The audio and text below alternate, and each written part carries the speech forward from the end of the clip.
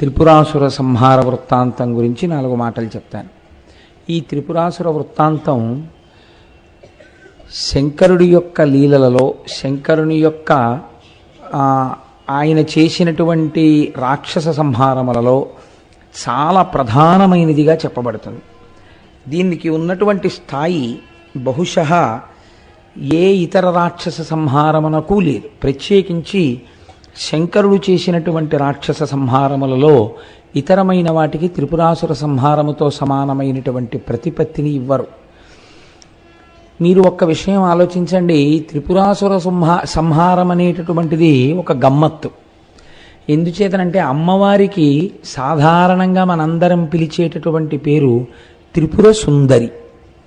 ఆయన త్రిపురాంతకుడు. ఆవిడేమో త్రిపుర సుందర, ఈయనేమో త్రిపురాంతకుడా. వీళ్ళిద్దరూ ఆది దంపతులా? వీళ్ళిద్దరూ ఇంతకాలం నుంచి ఇంత అందంగా దాంపత్యం వెళ్ళిపోతోందా? ఏమిటి ఆశ్చర్యం? అలా ఉంటుందా లోకంలో? భర్తేమో దాన్ని పాడు చేసేవాడు, భార్య ఏమో దాని చేత సౌందర్యవతిగా చెప్పబడినది. వీళ్ళిద్దరిది కలిపి ఆది దంపతులు. వాళ్ళిద్దరూ దాని విషయంలో ఏమీ దెబ్బలాడుకోరు, చక్కగా అన్యోన్యంగా కాపరం చేస్తారు. ఇద్దరి విషయంలోనూ ఈ త్రిపుర అనేటటువంటి మాట అనుసంధానం చేస్తారు. అసలు ఇంకా చెప్పాలంటే త్రిపుర అన్న పేరే ఉంది అమ్మవారికి. శంకరుడికి త్రిపుర అని పిలవరు, త్రిపురాంతకుడు అంటారు. త్రిపురములను అంతము చేసినవాడు అంటారు. ఇలా ఎందుకు జరిగింది తత్వంలో? అసలు ఆ త్రిపురాసురులు ఎవరు? ఎవరో ఒక్క రాక్షసుడి గురించి చెప్తారు తప్ప వాళ్ళ ముగ్గురి పేర్లని పక్కన పెట్టింది పురాణం. లోకం సాధారణంగా ఏమని పిలుస్తుందంటే త్రిపురాసుర సంహారం జరిగిందండి అంటారు. ఇందులో ముగ్గురికి 3 పేర్లు ఉన్నాయి, కానీ ఎవరి పేరు వాళ్ళకి పెట్టి వాళ్ళని అంతం చేసిన వాడిగా శివుణ్ణి పిలవరు. త్రిపురాంతకుడు, త్రిపురారి అని పిలుస్తూ ఉంటారు. అసలు అలాంటి పేరు ఎందుకు వచ్చింది? ఈ లీల వెనకాతల ఉన్నటువంటి తత్వమేమి అన్నదాన్ని మనం ఈశ్వరుని యొక్క అనుగ్రహము చేత కొంత పరిశీలన చేసేటటువంటి ప్రయత్నం చేద్దాం. మీరు తారకాసురుడి గురించి విన్నారు. తారకాసురుడు సుబ్రహ్మణ్యేశ్వర స్వామి వారి చేతిలో నిహతుడైనటువంటి రాక్షసుడు. లోకాల్ని చాలా కాలం బాధ పెట్టినటువంటి వాడు. ఆయనకు ఒక 3 కుమారులు. ఆ 3 కుమారులే పెద్దవాడి పేరు తారకాక్షుడు, రెండవ వాడి పేరు కమలాక్షుడు, మూడవ వాడి పేరు విద్యున్మాలి. ముగ్గురివి 3 పేర్లు. ఉపాధులు ఉన్నప్పుడు పేర్లు ఉండాలి కదండి, అందుకని ఏదో 3 పేర్లు పెట్టుకున్నాడు ఆయన అందంగా. ఇప్పుడు ఈ ముగ్గురికి తండ్రి తారకాసురుడు. ఈ తారకాసురుడు ఎవరి చేత వధింపబడినాడు అంటే సుబ్రహ్మణ్యుడి చేత వధింపబడినాడు. మీరు ఇక్కడ ఒక్క విషయం కొంచెం గుర్తు చేసుకోవాలి. తండ్రి పేరు చెప్పారు అంటే పురాణంలో మీరు ఏదో కొంచెం ఆలోచించవలసిన విషయం ఉంటుంది. అంటే చెప్పకుండా కూడా కుదరదనుకోండి.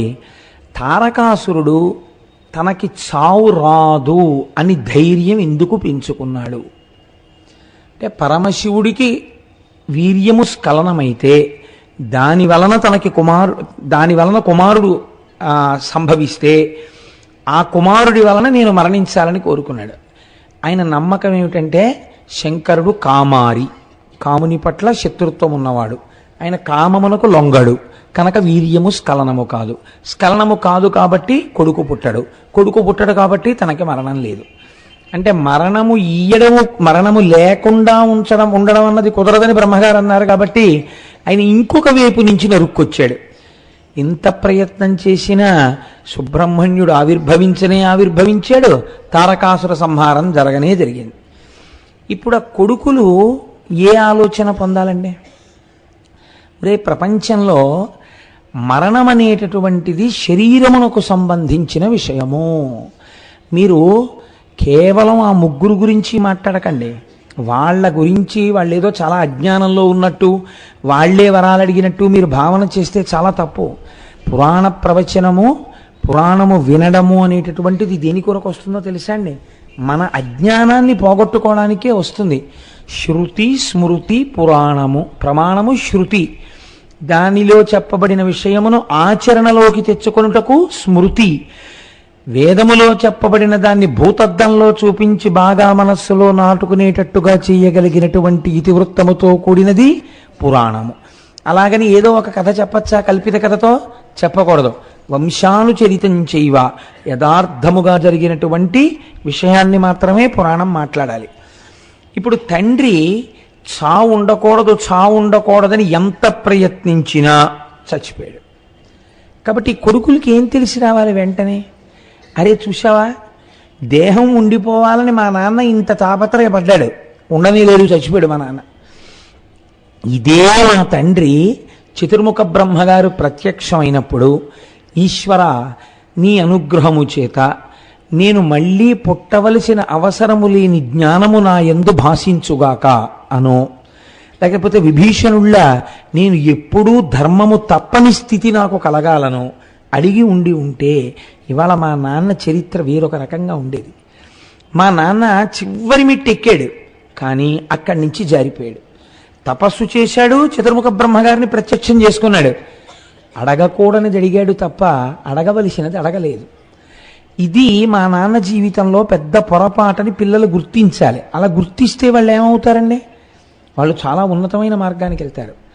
ఇప్పుడు త్రిపురాసురులు అలా గుర్తించలేదు అంటూ కథ ప్రారంభం. మీరు త్రిపురాసురుల మీద మాత్రమే పెట్టి వాళ్ళేదో చాలా తప్పులు చేసిన వాళ్ళల్లా, మనం శౌనకాది మహర్షుల్లా, మనం ఏమీ తప్పు చేయని వాళ్ళల్లా మనం అనుకుండిపోయాం అనుకోండి, మనది తప్పే. ఇది చెయ్యకూడదు అని తెలిసాక చెయ్యకుండా ఉండని వాళ్ళెందరూ. ఎందుకు చేస్తాం? ఏ తప్పదులేండి, ఏదో భగవంతుడు చూసి చూడక వదిలేస్తాడు అని చేసేస్తుంటాం. అలా అయ్యో ఇలాంటి తప్పులు చేసినటువంటి వాళ్ళు అలాంటి ఫలితాలు అనుభవిస్తున్నారని మీకు తెలుసు. తెలిసి మీరు ఆ తప్పుని ఏదో ఒక రకమైనటువంటి నచ్చ చెప్పుకునే రీతిలో మనస్సుకి కొనసాగించడాన్నే మనం ఇష్టపడతాం. ఎందుకు ఇష్టపడతాం? కారణము కేవల అజ్ఞానము. శరీరముతోడి ఉన్నటువంటి సంబంధాల్ని దృష్టిలో పెట్టుకుని మనం ఈ రకమైన పనినే చేస్తాం. పురాణం మన మీద పెట్టకుండా అందంగా ఎత్తి చూపిస్తుంది.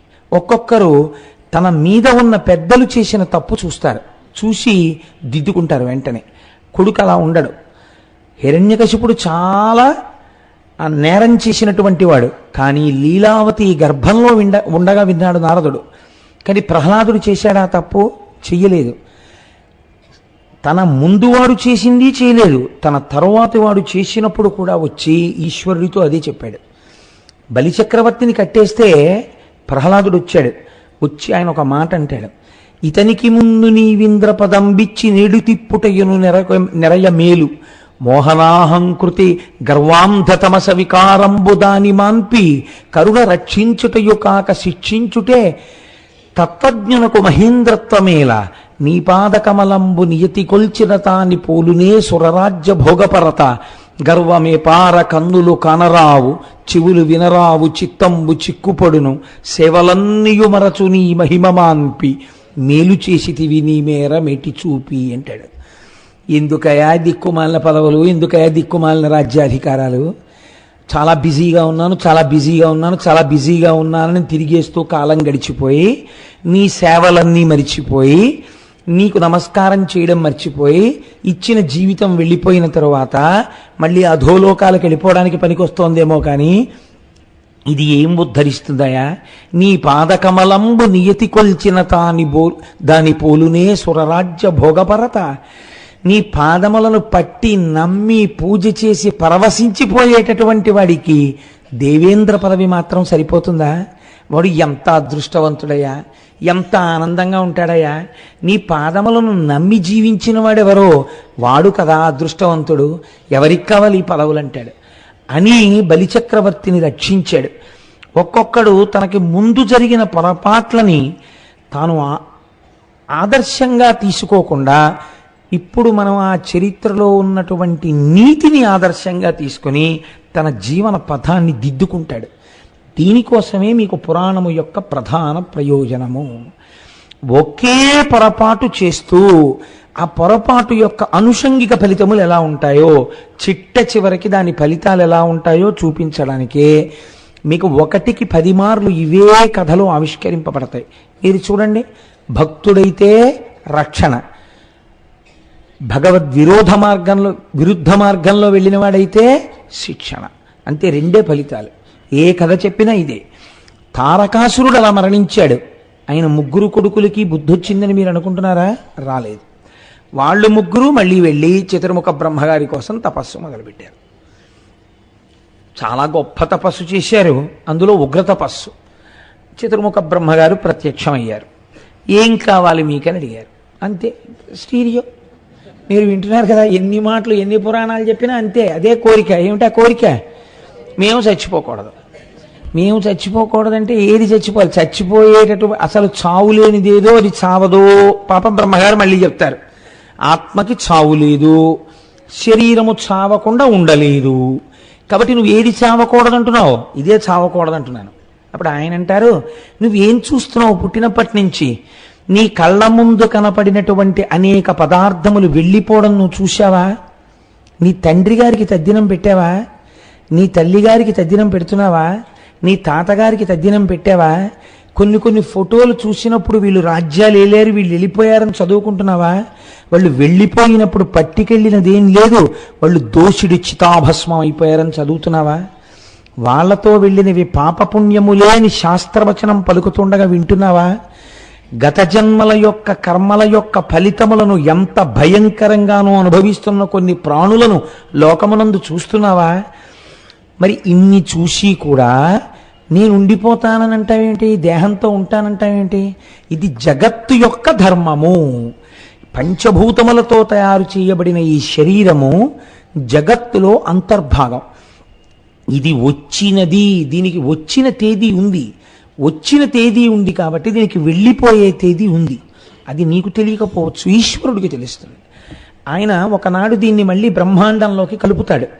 ఎందుకంటే నీలాగే మళ్ళీ ఒక ఉపాధితో రావాలని కోరుకుంటున్న వాళ్ళు కొన్ని కోట్ల మంది ఉన్నారు. వాళ్ళు నీటి బిందువులను ఆశ్రయించి భూమి మీద పడుతూ ఉంటారు. ఉపాధి యొక్క గొప్పతనం ఉపాధి ఉండగా తెలియకపోవడం మాయలో అంతర్భాగం. మీకు ఇది ఒక చాలా ఆశ్చర్యంగా ఉంటుందండి. చాలా కష్టపడి 2 సంవత్సరాలు ఎంసెట్కి ప్రిపేర్ అయినటువంటి పిల్లవాడి యొక్క జీవితం అంతా దేని వలన నిర్ణయింపబడుతుంది? 3 గంటలు ఎంత బాగా రాస్తాడన్న దాని మీదే ఉంటుంది. 3 గంటలు చాలా బాగా రాశాడు అనుకోండి, గురి కుదిరి, అంతే. వాడికి ఎంసెట్ రిజల్ట్స్ డిక్లేర్ అయిన తర్వాత మొదటి 50 ర్యాంకుల్లో ర్యాంక్ వచ్చిందనుకోండి, వాడికి హాయిగా కోరుకున్న కాలేజీలో కోరుకున్న బ్రాంచ్ దొరుకుతుంది. ఆ తర్వాత క్యాంపస్ సెలక్షన్లో పెద్ద కంపెనీలో ఉద్యోగం వస్తుంది. ఉద్యోగం వచ్చిన తర్వాత వాడు కారులో తిరుగుతుంటాడు. వీడికన్నా తెలివైన వాడే. ఆ 3 గంటలు వీడిలా పరీక్ష కూర్చోగానే వీడికి ఇష్టమైన పాటలు వీడి దురదృష్టవశాత్తు పక్కనే ఉన్న కళ్యాణ మండపంలోంచి వినపడుతున్నాయి. వీడి దృష్టి అంతా దాని మీదకి వెళ్ళింది, అంతే. మళ్ళీ 3 ఏళ్ళు పోయేటప్పటికీ వీడు భానుగుడి జంక్షన్లో నిలబడి ఉండగా తనతో కలిసి చదువుకునే రోజుల్లో తనకన్నా తెలివి కొంచెం తక్కువ ఉన్నవాడు కారులో వెళ్ళిపోతూ భార్యతో సిగ్నల్ లైట్ పడితే ఆగి ఎరా బాగున్నావా అని డోర్ దింపి పలకరిస్తాడు. ఎందుకు వచ్చింది తేడా? ఆ 3 గంటల్లో వచ్చింది. మనుష్య ఉపాధి ఆ 3 గంటల లాంటిది. కోట్ల కోట్ల కోట్ల జన్మల తర్వాత ఈ ఉపాధి వచ్చింది. దీనితో మీరు నామము చెప్పగలరు, దీనితో మీరు పురాణమును వినగలరు, దీనితో మీరు ఈశ్వరార్చన చెయ్యగలరు. కానీ చెయ్యకపోతే ఏమవదు, భానుగుడి జంక్షన్లో నించుంటారు, కారులో వెళ్ళిపోయేవాళ్ళు వెళ్ళిపోతారు. కాబట్టి దీనితో ఈశ్వరుణ్ణి చేరేటటువంటి ప్రయత్నము ప్రధానముగా ఉండాలి. మిగిలినవన్నీ దానికి కలుపుకోవాలి. అది చాలా ప్రధానమైనటువంటి విషయం. కాబట్టి ఇప్పుడు ఆయన అన్నాడు, దీని పేరు జగత్, మేము ఇంకో పేరుతో పిలవలేదు. జగత్ అంటే ఏమిటో తెలుసా? జ అంటే జాయతే, గ అంటే గచ్చతే, పుడుతుంది వెళ్ళిపోతుంది. ఇలా జగత్ అని ఏది పిలవబడిందో అది ఉండునది కాదు, అది సత్యము కాదు. అది కొన్నాళ్లే ఉంటుంది, ఆ తర్వాత ఉండదు ఇహ. కాబట్టి ఇప్పుడు మీకు మాంసనేత్రమునకు కనపడేటటువంటి జగత్ ఏదైనా సరే కొంతకాలము తర్వాత వెళ్ళిపోవలసినదే. అది యుగాంతం వరకో కొన్ని వేల సంవత్సరాల వరకో అలా ఉంటుందని నమ్మకం ఉండదు. 1000 సంవత్సరాలు ఉంటే మాత్రం సత్యం ఏమిటి? వెళ్ళిపోయిందా లేదా కొన్నాళ్ళ తర్వాత? కాబట్టి జగత్తు వెళ్ళిపోతుంది, నువ్వు కూడా జగత్. ఈ శరీరము ఉండదు, అలా ఉండకూడదు కూడా. జర్జరీభూతం అయిపోతుంది కాలగతిలో. అయిపోయిన తర్వాత చాలా ఇబ్బంది పడిపోతావు. అప్పుడు ఆ శరీరంలో ఇంక నువ్వు ఉండలేవు. ఎప్పుడు విడుదల పొందుతావా అని బాధపడతావు.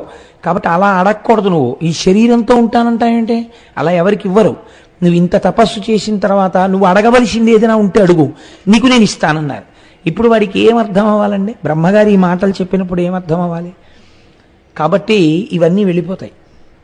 వెళ్ళిపోని వస్తువు ఏదో ఉందంటున్నావు కదా, అది తెలుసుకునే అదృష్టం నాకి అనాలి. వాడు అలా అనలేదు. ఇది అజ్ఞానం అంటే.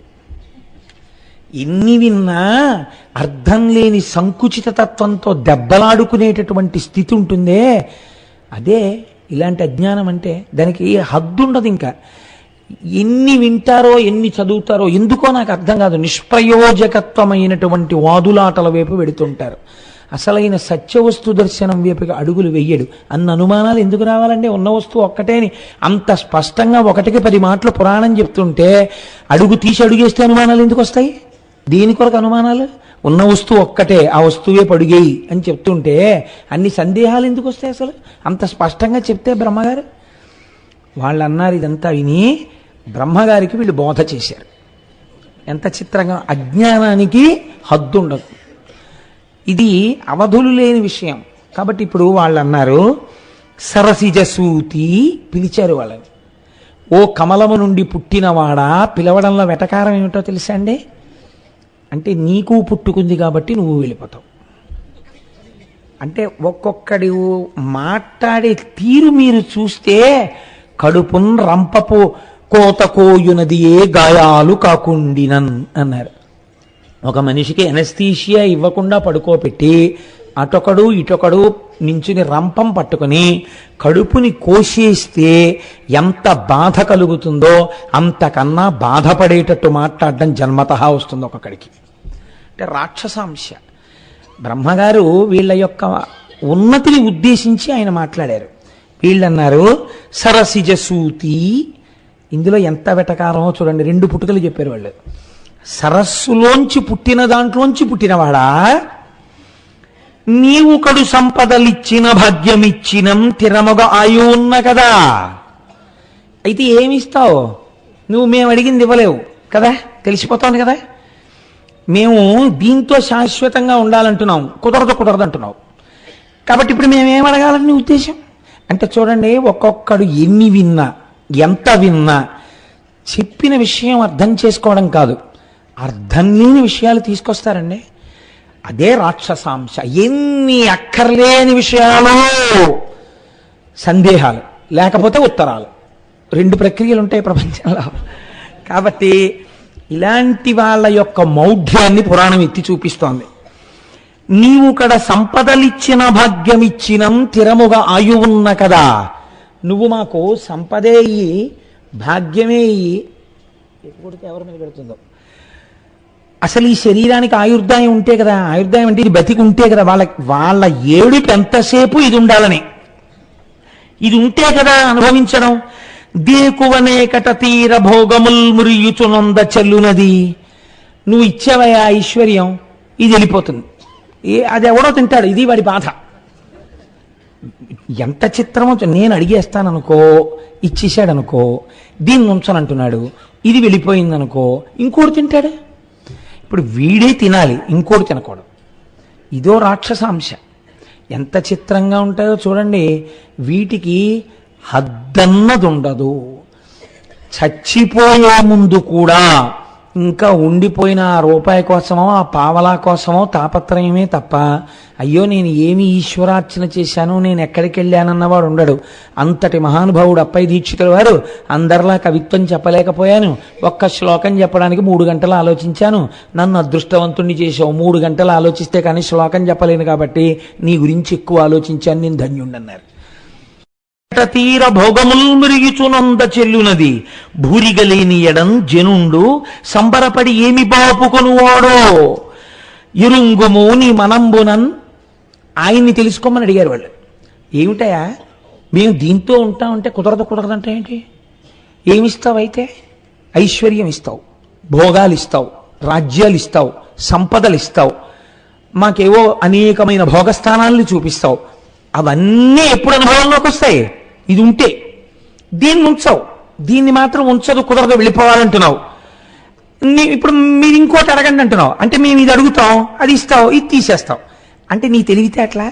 అంటే మేము తెలివి తక్కువ అనుకుంటున్నావా? అంటే ఇది ఇవ్వనని ఎందుకు అంటున్నావు? ఇది ఇవ్వద్దా నువ్వు మేము తపస్సు చేసినప్పుడు? నిజంగా అవధుందండి అజ్ఞానానికి. బ్రహ్మగారు అన్నది ఒక్క మాట, ఆయన పరమసత్యాన్ని చెప్పారు. ఆయన వీడికి అర్థమైందా? వీడు ఎంత తిరగబడుతున్నాడో చూడండి పద్యంలో అని. ఆయన అన్నాడు, ఇదేమిట్రా నన్ను అడిగితే నేనేం చేస్తాను? అది లోకము యొక్క లక్షణం, జగత్తు యొక్క లక్షణం, అది పరబ్రహ్మం అలా నిర్ణయం చేసింది అంతే తప్ప నువ్వు అది ఇస్తావా, ఇది ఇస్తావా, ఇవన్నీ అనుభవించడానికి మాకు శరీరాలు ఇవ్వవా అని నన్నంటే నేనేం చేయను. పోను పని చేయండి, ఎలా చచ్చిపోతారో మీరు అడగండి, ఇచ్చేస్తాను. పోనీ మీకు భోగాలు అనుభవించడానికి ఆయుర్దాయం కావాలంటున్నారు కదా, పోనీ మేము ఇలా చచ్చిపోతాం అని మీరు అడగండి, అలాగే చచ్చిపోతారు. కానీ ఇప్పుడు ఆయన ఇంకొక అవకాశం ఇచ్చాడు. ఇది పెద్ద మనస్సు, దీన్ని పెద్ద మనస్సు అంటారు. అందుకని బ్రహ్మగారు ఆధ్యక్షం వహించాడు.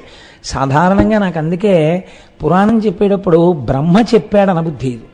నేను ఎప్పుడు సాధారణంగా నాకు తెలిసి నేను అంత లేకిగా మాట్లాడినట్టు నాకు జ్ఞాపకంలో లేదు. నేను ఎప్పుడైనా బ్రహ్మగారి గురించి మాట్లాడితే బ్రహ్మగారు అంటుంటాను. కారణం ఏంటంటే నేను ఆ పురాణములు చదివినప్పుడు నా మనస్సులో ఆయన పట్ల పెంచుకున్న గౌరవం అటువంటిది. మహానుభావుడు ఎంతమంది రాక్షసులకు కనపడతారో ఆయన కనపడినప్పుడల్లా జ్ఞానబోధ చేస్తారు. ఫోన్లే మారుతారేమో అని చెప్తూనే ఉంటారు. వాళ్ళ అజ్ఞానమే వాళ్ళది. ఎన్ని తిరగబడి మాట్లాడతారో ఆయన్ని. అయినా మహానుభావుడు ఎంత దయాళువో. నేను చెప్పాను కదండి, ఉన్న బ్రహ్మమే బ్రహ్మగా, విష్ణువుగా, శివుడిగా కనపడుతుంటుంది. ఒకనాడు దీనిది పెద్దపీట, ఒకనాడు దానిది పెద్దపీట. ఎప్పుడు ఎలా పెద్దపీట వేస్తే బాగుంటుందో అలా పెద్దపీట వేస్తారు అంతే తప్పించి దానికి మనం గుండెలు బాధేసుకోవాల్సిన అవసరం ఏం లేదు. ఇప్పుడు మా ఇంట్లో నాకు పెళ్ళి అవుతోంది అనుకోండి, నాకు పెళ్ళైతే నాకు బుగ్గం చుక్కెడతారు, నాకు పారాణి రాస్తారు, పెళ్లి కొడుకు కదా అని నన్ను కారెక్కిస్తారు కదా, నన్ను కారెక్కిస్తారు. కానీ అదేంటి వాడి పెద్ద తండ్రిని నేనున్నాను, పిన తండ్రిని నేనున్నాను, వీడు కారెక్కడం ఏంటి, వీడు బుగ్గం చుక్కట్టుకోవడం ఏంటి, వీడు పారాణి ఇట్టుకోవడం ఏంటి, వీడు పెళ్లి బట్ట కట్టుకోవడం ఏంటి, నే కట్టుకుంటానంటారేంటి మా పెదనాన్నగారు. అలా అనరు. నాకు పెళ్ళి అయిపోయింది, రేపు మా అబ్బాయి పెళ్లి చేస్తాను. మా అబ్బాయి పెళ్లి చేసేటప్పుడు ఏట్రా నిన్న కన్న తండ్రిని, నాకుండదేమిటి ఈ ముచ్చటంతాను, నేను మీ అమ్మ కూడా బొగ్గం చొక్కలెట్టుకుని కారు ఎక్కుతాం, నువ్వు రా వెనకాల నడిచి అంటే మా అబ్బాయి ఏమంటాడు, బుద్ధి ఉందా లేదా నీకు బొగ్గ చొక్క ఏంటంటాడు. ఎప్పుడు ఎవరికి ఏ గౌరవం అప్పుడు వారికి ఆ గౌరవం. కొడుకు పెళ్లి కొడుకుగా ఉంటే అప్పుడు పెళ్లి కొడుకుగా కొడుక్కి గౌరవం, పెళ్లి కొడుకుగా తాతగారు ఉన్నప్పుడు తాతగారికి ఆ వైభవం, మళ్ళీ ఆయన షష్ఠిపూర్తి పీటల మీద కూర్చుంటే ఆ గౌరవం. తాతగారు షష్ఠిపూర్తి చాలా బాగుంది, నీ చేసుకుంటానని మనవాడు అడగకూడదు, అడిగినా చెయ్యి కదండి. ఎప్పటికీ ఎవరికి ఏ గౌరవం ఎలా ఇచ్చి మనం దాని వలన పాఠం నేర్చుకోవాలో అలా నేర్పుతారు. ఒకసారి బ్రహ్మగారికి ఇస్తారు, ఒకసారి విష్ణువుకి ఇస్తారు, ఒకసారి శివుడికి ఇస్తారు. శివుడికి ఇచ్చినప్పుడు వినేసి విష్ణు భక్తులు గుండెలు బాధేసుకుని, విష్ణువుకి ఇచ్చినప్పుడు శివభక్తులు గుండెలు బాధేసుకుని, వీళ్ళిద్దరికీ ఇచ్చినప్పుడు బ్రహ్మభక్తులు గుండెలు బాధేసుకుని, ఇంకా ఎలా వెతికి ఎక్కడ అవకాశం దొరుకుతుంది గుండెలు బాధేసుకుందాం అంటే నీ గుండెలే నొప్పి. తత్వం తెలుసుకుంటే హాయ్, ఉన్న వస్తువే ఇలా గౌరవింపబడుతోందని ఆనందపడుతుంటాం. ఆనందపడ్డం నేర్చుకోవాలి జ్ఞానము చేత. అంతేగాని గుండెలు బాదుకోవడానికి పురాణ శ్రవణం వేదాంతం ఎందుకండి, దానికి ఏదో ఒక వంక చూసుకు బాదుకుంటూ ఉండొచ్చు కదా. కాబట్టి ఇప్పుడు వీళ్ళు నిష్కారణంగా గుండెలు బాదుకుంటే ఆయన అన్నాడు, బాబోయ్ ఎందుకు అలా బాధేసుకుంటారు, అలా బాధపడిపోకండి, చచ్చిపోతారన్నానే కదా ఇంత ఏడి చేస్తున్నారు మీరు, పోనీ మీరు ఎలా చచ్చిపోతారో చెప్పండి, అలా ఇస్తాను. ఎప్పుడు చచ్చిపోతారు ఇష్టం, స్వచ్ఛంద మరణం భీష్ముడికి ఇచ్చినట్టు ఇచ్చేస్తాను.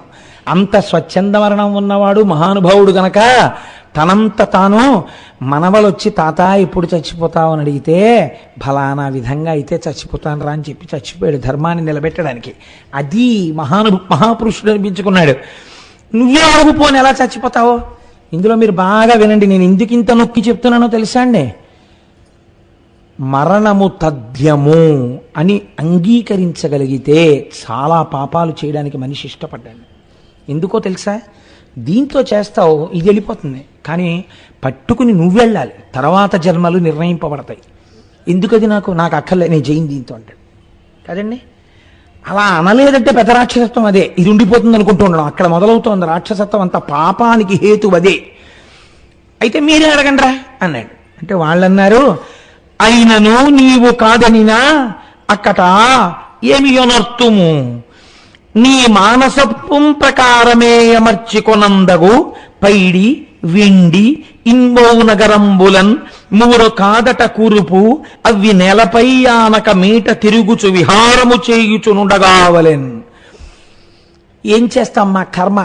నీ గురించి తపస్సు చేశాం, నువ్వేదో ఉద్ధరిస్తావు అనుకున్నావు, వచ్చావు, ఏమన్నావు? అవి మీలో కోరుకుంటారా అంటున్నావు. అంటే ఏమిటి ఇప్పుడు? ఏదో ఆ రోజున మేము చచ్చిపోవాలి కదా, సరే తప్పదు, ఏం చేస్తాం? నువ్వు కాదన్న తర్వాత ఏదో ఒకటి అడగాలి కదా. అంటే ఎవరిని ఉద్ధరిస్తున్నట్టు? బ్రహ్మగారిని ఉద్ధరిస్తున్నారు వీళ్ళు అడిగి.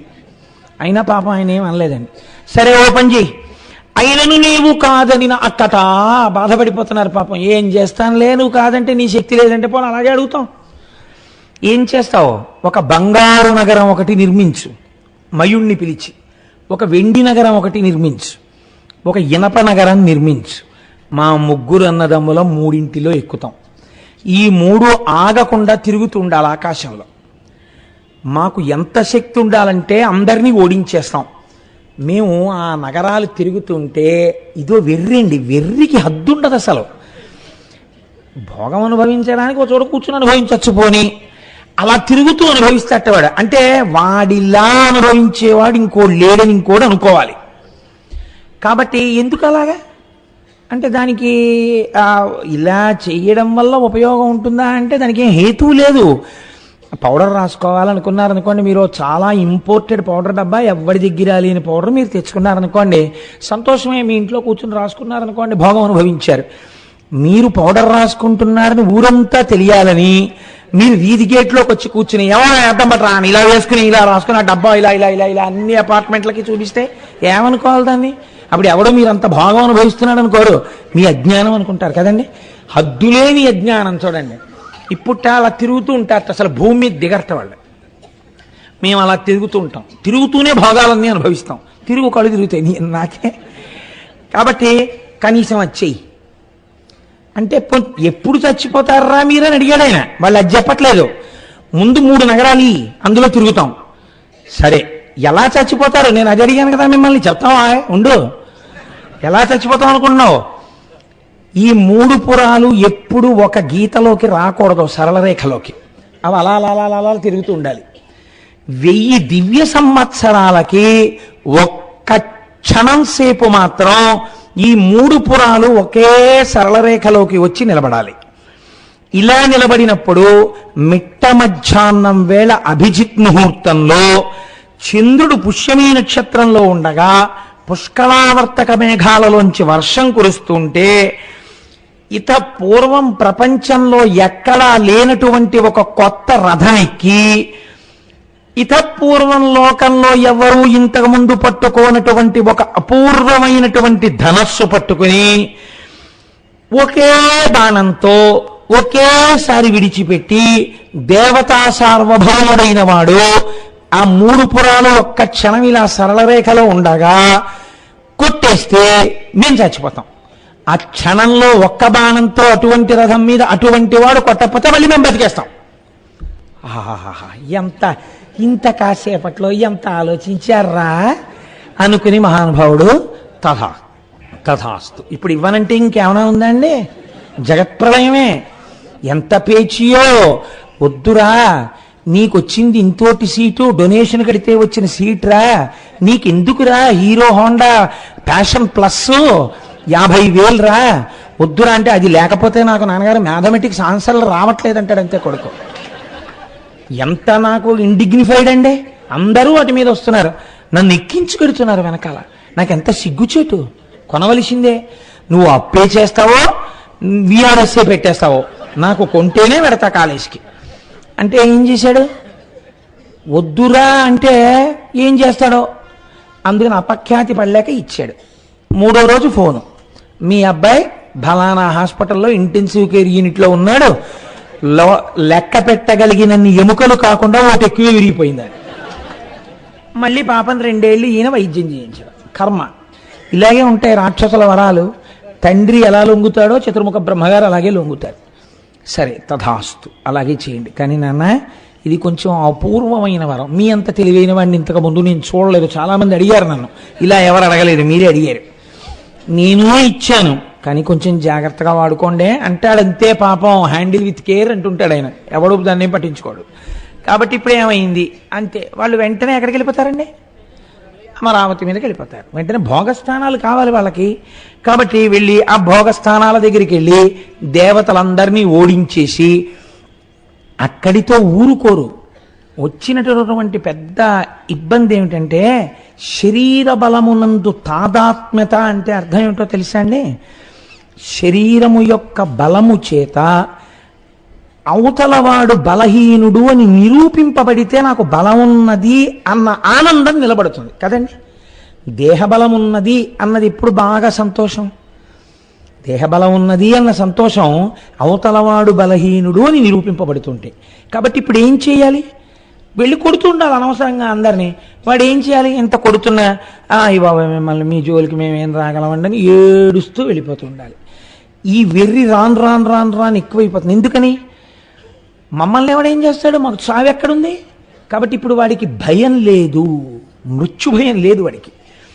మృత్యుభయం జ్ఞానికి ఉండదు, అజ్ఞాని వరంచేత పొందాడు. కానీ ఇది వీడి పాపం పెంచడానికి పనికొస్తుంది. అది దేహబాధలు కూడా మరిచిపోయి సాక్షిగా ఉండడానికి పనికొస్తుంది. ఎంత తేడా వచ్చేస్తుందో చూడండి. కాబట్టి ఇప్పుడు ఏం చేయాలి? తన బలం నిరూపించుకోవడానికి అందరినీ వెళ్ళి కొడుతుండాలి. వీళ్ళ దృష్టిలో బాగా బలమైన వాళ్ళు ఎవరు అంటే వర్షము కురిపించగలిగిన వాడు, ఆయనకు అధికారం ఉంది. కాబట్టి ఇప్పుడు ఏం చేయాలి? ఆయన కొట్టి తీసుకొచ్చి కూర్చోబెట్టి నేను చెప్పినప్పుడు కురిపించే వర్షం అనాలి. అంటే ఇప్పుడు ఆయన మంచి వేసంకాలంలో పిలిచే వాన కురిపించవాయ్ అంటాడు, అంటే కురిపించాలంతే. అంటే ఇప్పుడు ఏంటి? బలం ఉన్న వాళ్ళందరూ తన కింకరులు అయ్యారు, అంటే ప్రకృతిని శాసిస్తూ ఉంటాడు. కాబట్టి ఇప్పుడు ఈ రాక్షసులందరూ ఏం చేస్తారు? సూర్యుడిని పిలిచి నేను బయటికి వెళ్తున్నాను, నువ్వు అలా మందరంగా ఉండు, తప్ప వేడొచ్చిందో నీ పని చెప్తానంటాడు. వీడికి చావు లేదు కాబట్టి ఆయన కూడా చల్లబడిపోవాలి. చంద్రుణ్ణి పగటిపూట వచ్చి ప్రకాశించమంటాడు, సూర్యుడిని అస్తమించమంటాడు. చెయ్యాలంతే, తప్పదు. ఇవన్నీ ఏమవుతాయంటే లోకము యొక్క ప్రకృతికి విరుద్ధంగా ప్రారంభం అవుతుంది. ఇప్పుడు ఎందుకు బాధ కలుగుతుందంటే లోకము యొక్క నడువడి యొక్క రీతి మారిపోతుంది. ఋతువు అన్నదానికి అర్థం ఉండదు. ఇంకా ఈ ఋతువునందు ఈ ధర్మం జరగాలి, శిశిర ఋతువు, చెట్లు ఆకులు రాల్చాలి. వాడంటాడు నాకు నవవసంత శోభా విలసిత ప్రదేశంగా కనపడాలి, ఏ చెట్టు ఆకు రాలకూడదంటాడు. అంతే, అలాగే ఉండాలి. ఇప్పుడు సృష్టికి విరుద్ధమే కాదా అది? ఒక్కొక్కడిది ఒక్కొక్క చిత్రమైన కోరికలాగా. ఇప్పుడు వీళ్ళు దేవతలు దేనికి బాధపడతారు, ఎందుకు అడుగుతారంటే రాక్షస సంహారం చేయమని. తాము చెయ్యవలసినటువంటి పనిని చెయ్యవలసిన సమయంలో చేసి లోకమును రక్షించగలిగిన శక్తి నిరుపయోగమవుతున్నది. వాడి భయానికి దుర్వినియోగం చేయవలసి వస్తోంది. చెయ్యవలసిన పనిని మాని చెయ్యకూడని పని చెయ్యవలసి వస్తోంది. ఇందుకు బాధపడి అడుగుతారు వాళ్ళు. అయా ఈ రాక్షస సంహారం చేయకపోతే మా ఈ అధికారములు పనికిరానివి అవుతున్నాయి, కాబట్టి ఆయన్ని తీస్తే మేము సక్రమంగా పనిచేయగలం అని అడుగుతారు. కాబట్టి ఇప్పుడు దేవతలు ఎవరిని అడగాలి? మళ్ళీ వెళ్ళి చతుర్ముఖ బ్రహ్మగారిని అడగాలి వాళ్ళు కూడా. ఎందుకని? ఆయనే ఇస్తారు వరాలు. కాబట్టి మళ్ళీ ఆయనకే తెలుసు ఏం జరుగుతుందో కూడా. అందుకని మళ్ళీ ఆయన దగ్గరికే వెళతారు. అందరూ కలిసి చతుర్ముఖ బ్రహ్మగారి దగ్గరికి వెళ్ళారు. వెళ్ళి మహానుభావ మీరు వరం ఇచ్చేశారు, వాళ్ళు చాలా ఉద్ధతితో ఉన్నారు, లోకములను బాధ పెట్టేస్తున్నారు, ఎలా దీంట్లోంచి బయటపడడం, మమ్మల్ని అనుగ్రహించండి అని అడిగారు. అడిగితే ఆయన అన్నారు, వరము వారలకిడితి దెప్పరముగాగా వరబలంబు ఆత్మీయ బలము శంభు పూజన ఫలంబు ఏకమై పొంకమొప్ప అరిది వారల గెలువంగ నగునే మనకు. ఉన్నదున్నట్లు మాట్లాడుతుంటారు బ్రహ్మగారు. ఆయన ఒక కొత్త విషయాన్ని చెప్తున్నారు. ఒరే వాళ్ళ దగ్గర 3 బలాలు ఉన్నాయిరా ఇప్పుడు అన్నారు. 1వ బలం నేనిచ్చినటువంటి వరబలం, 2వ బలం సహజంగా వాళ్ళ శరీరాలకున్న బలం, 3వ బలం వాళ్ళు విపరీతమైనటువంటి శివ పూజ చేస్తున్నారు. దాని చేత శివభక్తులై ఉన్నారు కాబట్టి శివుడి చేత రక్షింపబడుతున్నారు. కాబట్టి ఇప్పుడు 3 బలములు వారి యందు కలిసి ఉన్నాయి. ఉన్నప్పుడు మీరు నేను కలిసి వాళ్ళ మీదకి వెడితే వాళ్ళ చేతుల్లో మనం ఓడిపోతాం తప్ప వాళ్ళని మనం ఏం చెయ్యలేం. కాబట్టి ఇప్పుడు దీనికి పరిష్కారం ఎక్కడుంది? ఇంత శివభక్తులుగా వారు ఉన్నారు కనుక శివుడు అడ్డం వస్తే మీరు నేను ఏమీ చేయలేం. కాబట్టి దీనికి సమాధానం ఎక్కడి నుంచి రావాలి? శివుడి దగ్గర నుంచి రావాలి. కాబట్టి మనం శివుడి దగ్గరికి ఎడదాం పదండి. దేవతలే ధర్మం తప్పిపోయి ధర్మలోపం ఏర్పడితే తప్ప వాళ్ళు చంపరండి. అది ధర్మలోపం ఏర్పడకుండా నిగ్రహించుకోవడం మీ వంతు. కాబట్టి అలా కుదరదు. మనం శివుడి దగ్గరికి ఎడదాం పదండి అన్నారు. అందరూ కలిసి పరమశివుడి దగ్గరికి వెళ్ళారు. కైలాసం చేరారు. శంభో శంకర అని పిలిచారు. ఆర్తరక్షణ కళా సౌరంభునిన్ శంభునిన్ కదా. అలా పిలిచేటప్పటికి ఆయన పరిగెత్తుకొస్తాడు. ఏమైంది, ఎందుకు వచ్చారు మీ అందరూ, ఏం జరిగింది అన్నాడు. ఆయనకి తెలియక కాదు, ఒక మర్యాద అడుగుతూ ఉంటారు. ఎదురుగుండా కనపడిన వ్యక్తిని అయ్యా బాగున్నారా అంటాం. బాగున్నారా అంటే మీరు పడిపోయారా అని దాని అర్థం. అది ఒక మర్యాదతో కూడినటువంటి వాక్కు తప్ప అలాంటి వాటి యందు దోషాలు పట్టడం అది అజ్ఞానం తప్ప అది హాస్యం కూడా అవదు. అది ఒక రకమైనటువంటి పెడసరి హాస్యం అవుతుంది అంతే. కాబట్టి ఏమైందంటే శంకరుడి దగ్గరికి వెళ్ళి దేవతలందరూ అడిగితే ఆయన అన్నాడు, కృణ్యల పువ్వు దాల్చుదొరా కోవిదులారా ఇటుల్ కలంకగా జన్నే వగంతొరంగుడు నిశాచర వీరులు భక్తులు ఎట్లు వారిన్ నశింపచేతునిక శ్రీపతి యొద్దకు పోయి చెప్పురా మిన్న ఏదేని మాయగొని మీ పరితాపము బాపు రూఢిగా. నిజమేనా, మీరు అందరూ చెప్పారు, మీ కష్టం నాకు అర్థమైంది. వాడు మిమ్మల్ని చాలా హింస పెడుతున్నారు, ఆ ముగ్గురు వాళ్ళని చంపవలసిందే. కానీ మీరు ఒక్కటి ఆలోచించండి, వాళ్ళు తెల్లవారి లేచిన దగ్గర నుంచి రాత్రి వరకు నా నామస్మరణ చేస్తుంటారు, నన్ను కొలుస్తూ ఉంటారు, నా పూజ చేస్తూ ఉంటారు. నా పూజ చేసి నన్ను నమ్మి ఉండడమే కదా భక్తి అంటే. ఖచ్చితంగా దుర్వినియోగం అయిపోతుంది ఆ భక్తి. కానీ వాడు పరమభక్తుడై ఉండగా వాణ్ణి వెళ్ళి చంపడం అన్నది మాత్రం నాకు విరుద్ధమైన విషయం. నేను చంపను. ఆయనే ఎందుకు చంపాలండి? వాళ్ళు మాట అడిగారు, దేవతా సార్వభౌముడు చంపాలి మమ్మల్ని అన్నారు. దేవతా సార్వభౌముడు పరమేశ్వరుడు. కాబట్టి ఇప్పుడు పరమశివుడు వెళ్ళాలి, ఇంకొకరెడితే చావడం. కాబట్టి నేను వెళ్ళను. అయితే మీకు చిన్న మార్గం చెప్తాను. ఎవడు చాలా భక్తి తత్పరులై వాళ్ళు తన యందుంటే వాళ్ళు తన పట్ల భక్తి లేకుండా పాడైపోయే మార్గం ఈ రూపంతో నేనే చెప్పకూడదు, నేనే ఇంకో రూపంతో కూడా ఉంటాను. ఆ రూపాన్ని అడగండి, అది చెప్తుంది ఆ మాయ ఏమిటో. అదే విష్ణు రూపం కదండి. ఆ ఈశ్వరుడేగా మరి బ్రహ్మగారైనా విష్ణువు అయినా శివుడైనా. కాబట్టి ఇప్పుడు ఆయన అన్నాడు, నాకు భక్తులుగా ఉండగా చంపలేను అంటే ఏమిటి దాని అర్థం? నాకు భక్తులు కాకుండా పోతే చంపేస్తాను. అలా ఎలా అయిపోతారో నేను చెప్పకూడదు, బాగుండదు. వాళ్ళు నన్ను భక్తితో కొలుస్తుంటే వాళ్ళకి నా భక్తి ఎలా పోతుందో ఎలా చెప్తాను? విష్ణుమూర్తిని అడగండి, ఆయన చెప్తాడు. ఈ చెప్పడంలో వెటకారం ఉందని మీరు అనుకుంటున్నారా? లోకములను రక్షించేటటువంటి హేతు ఉంది, కానీ తన భక్తులయ్యుండగా ఈశ్వరూపంతో చెప్పకూడదు. శివుడిగా విష్ణు రూపంతో చెప్పచ్చు, అదే బ్రహ్మం. వాడి దృష్టిలో విష్ణువు వేరు శివుడు వేరు. కాబట్టి వాడు అలా అన్నాడు. వాడు నేను శంకర భక్తుడినే కానీ విష్ణు భక్తుడిని కానన్నాడు. కాబట్టి అట్నుంచి రావచ్చు ఈ మాట. కాబట్టి ఆయన్ని చెప్పమనండి, ఆయన ఏదో ఒక మాయ చేస్తాడు, చేసి మిమ్మల్ని రక్షిస్తాడు. మీరు చూడండి, మనం ఓ మాట అంటుంటాం, ఏమండి అనుకోకుండా ఎలాగో అక్కడ దాకా వెళ్తున్నాను, అనుకోలేదండి తిరుపతి ఏమో నన్ను 2 రోజులు ఆఫీస్లో ఏదో పని మీద పంపిస్తున్నారు, ఎలాగో తిరుపతి వెళ్తున్నాను కదా ఒక్కసారి కొండ మీదకి వెళ్ళి దర్శనం చేసుకుందాం అనుకుంటున్నాను, ఏమీ టికెట్లు లేవు, రేపే బయలుదేరిపోతున్నాను. తిరుపతిలో మీకు తెలిసినవారు ఎవరైనా ఉంటే కొంచెం ఏమైనా దర్శనానికి ఏర్పాటు చేసి పెడతారు ఏంటండి అన్నారు అనుకోండి. మీకేం పర్వాలేదు ఉండండి అని చెప్పి ఏదో సెల్ నెంబర్కి ఫోన్ చేసి ఎవరితోనో మాట్లాడతారు, రమ్మనండి నేను చూసుకుంటాను, వచ్చి బలానా చోట కలవమనండి అన్నారు అనుకోండి. ఈయన ఏమంటాడు, ఓ మాట అంటాడు, మీకేం పర్వాలేదండి, ఇగో నీ నెంబర్ ఇస్తున్నాను కదా, మీరు కొండ మీదకి వెళ్ళి ఫోన్ చేసి ఆయన్ని కలవండి, ఆయన చూసుకుంటాడంత, ఆయన ఏదో ఒకటి చేస్తాడులేండి అంటారు. ఏదో ఒకటి చేస్తాడులేండి అంటారు. ఏదో ఒకటి చేస్తాడులేండి అంటే ఏదైనా చేసి దర్శనం చేయిస్తాడు కదా. ఏం చేశారన్నది మీకు అనవసరం, మీరు దర్శనానికి వెళ్ళాలంతే, మీ ప్రయోజనం నెరవేరుతుంది. కాబట్టి ఆయన ఏదో చేస్తాడులేవయ్యా మాయా, మీరు వెళ్ళండి అన్నాడు ఆయన. అంటే మీకు అర్థం కాంది అది, కాబట్టి మీరు వెళ్ళండి అక్కడికి అన్నాడు. చాలు, పోనీ నువ్వు చంపకపోయినా దారి చెప్పావు, ఇప్పుడు ఆయన చేస్తాడు, చేశాక వాళ్ళు దారి తప్పుతారు, అప్పుడు నువ్వు వస్తావు, అప్పుడు వస్తానులే నీ దగ్గరికి అని మనసులో కృతజ్ఞత చెప్పుకుని వీళ్ళందరూ మళ్ళీ ఎక్కడికి వెళ్ళిపోయారు, వైకుంఠానికి వెళ్ళిపోయారు. వెళ్ళిపోయి శ్రీమన్నారాయణుణ్ణి కీర్తించారు. ఆయన ప్రత్యక్షమయ్యారు. ఏం కావాలి మీకన్నారు. తెలియనట్టు అడుగుతుంటారు, అన్నీ తెలుసు. మళ్ళీ కథ అంతా చెప్పారు.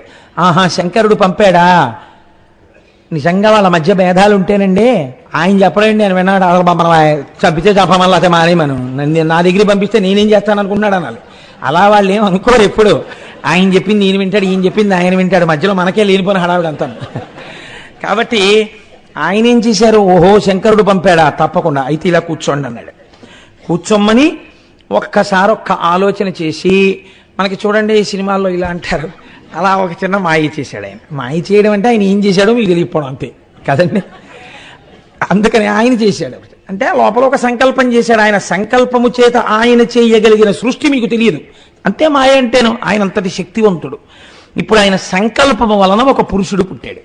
ఆయన ఎలా ఉన్నాడు, ముండితమైన ఎట్టి శిరమున్ కడు మాసిన ఎట్టి వల్వలున్ దుండమునందు బేల్కయును దోస్థలి బుంచికయున్ దలిర్పగా దండిగ ధర్మ ధర్మయనిదా స్మరించుచు ఒక్కడచ్యుతు నిండగు భక్తిమై తరసి నెక్కని మెక్కి అనుజ్ఞనడ్డుడున్. అంతలో ఒకడు పుట్టాడు. వాడు బోడిగుండుతో ఉన్నాడు. మాసిపోయినటువంటి బట్టలు కట్టుకున్నాడు. ఓ మాసిపోయిన గుడ్డొకటి భుజం మీద వేసుకున్నాడు. చేతిలో పుర్రె పట్టుకున్నాడు. ధర్మము ధర్మము అంటున్నాడు పుడుతూనే. వెంటనే స్వామి అన్నారు, శ్రీ మహావిష్ణువు నీకు నేను పేరు పెడుతున్నాను రే బారసాల. బారసాల అంటాం, బారసాల కాదు బాలసారే దాని పేరు. ఆయన అన్నారు అరిహన్ అని నీకు పేరు పెడుతున్నాను. నువ్వు ఇప్పుడు చేసేటటువంటి పని తక్కువ, నీ ప్రబోధాలు లోకంలో బాగా ప్రచారంలోకి వచ్చి కలిపురుషుడికి బాగా పనికొస్తాయి కలియుగంలో.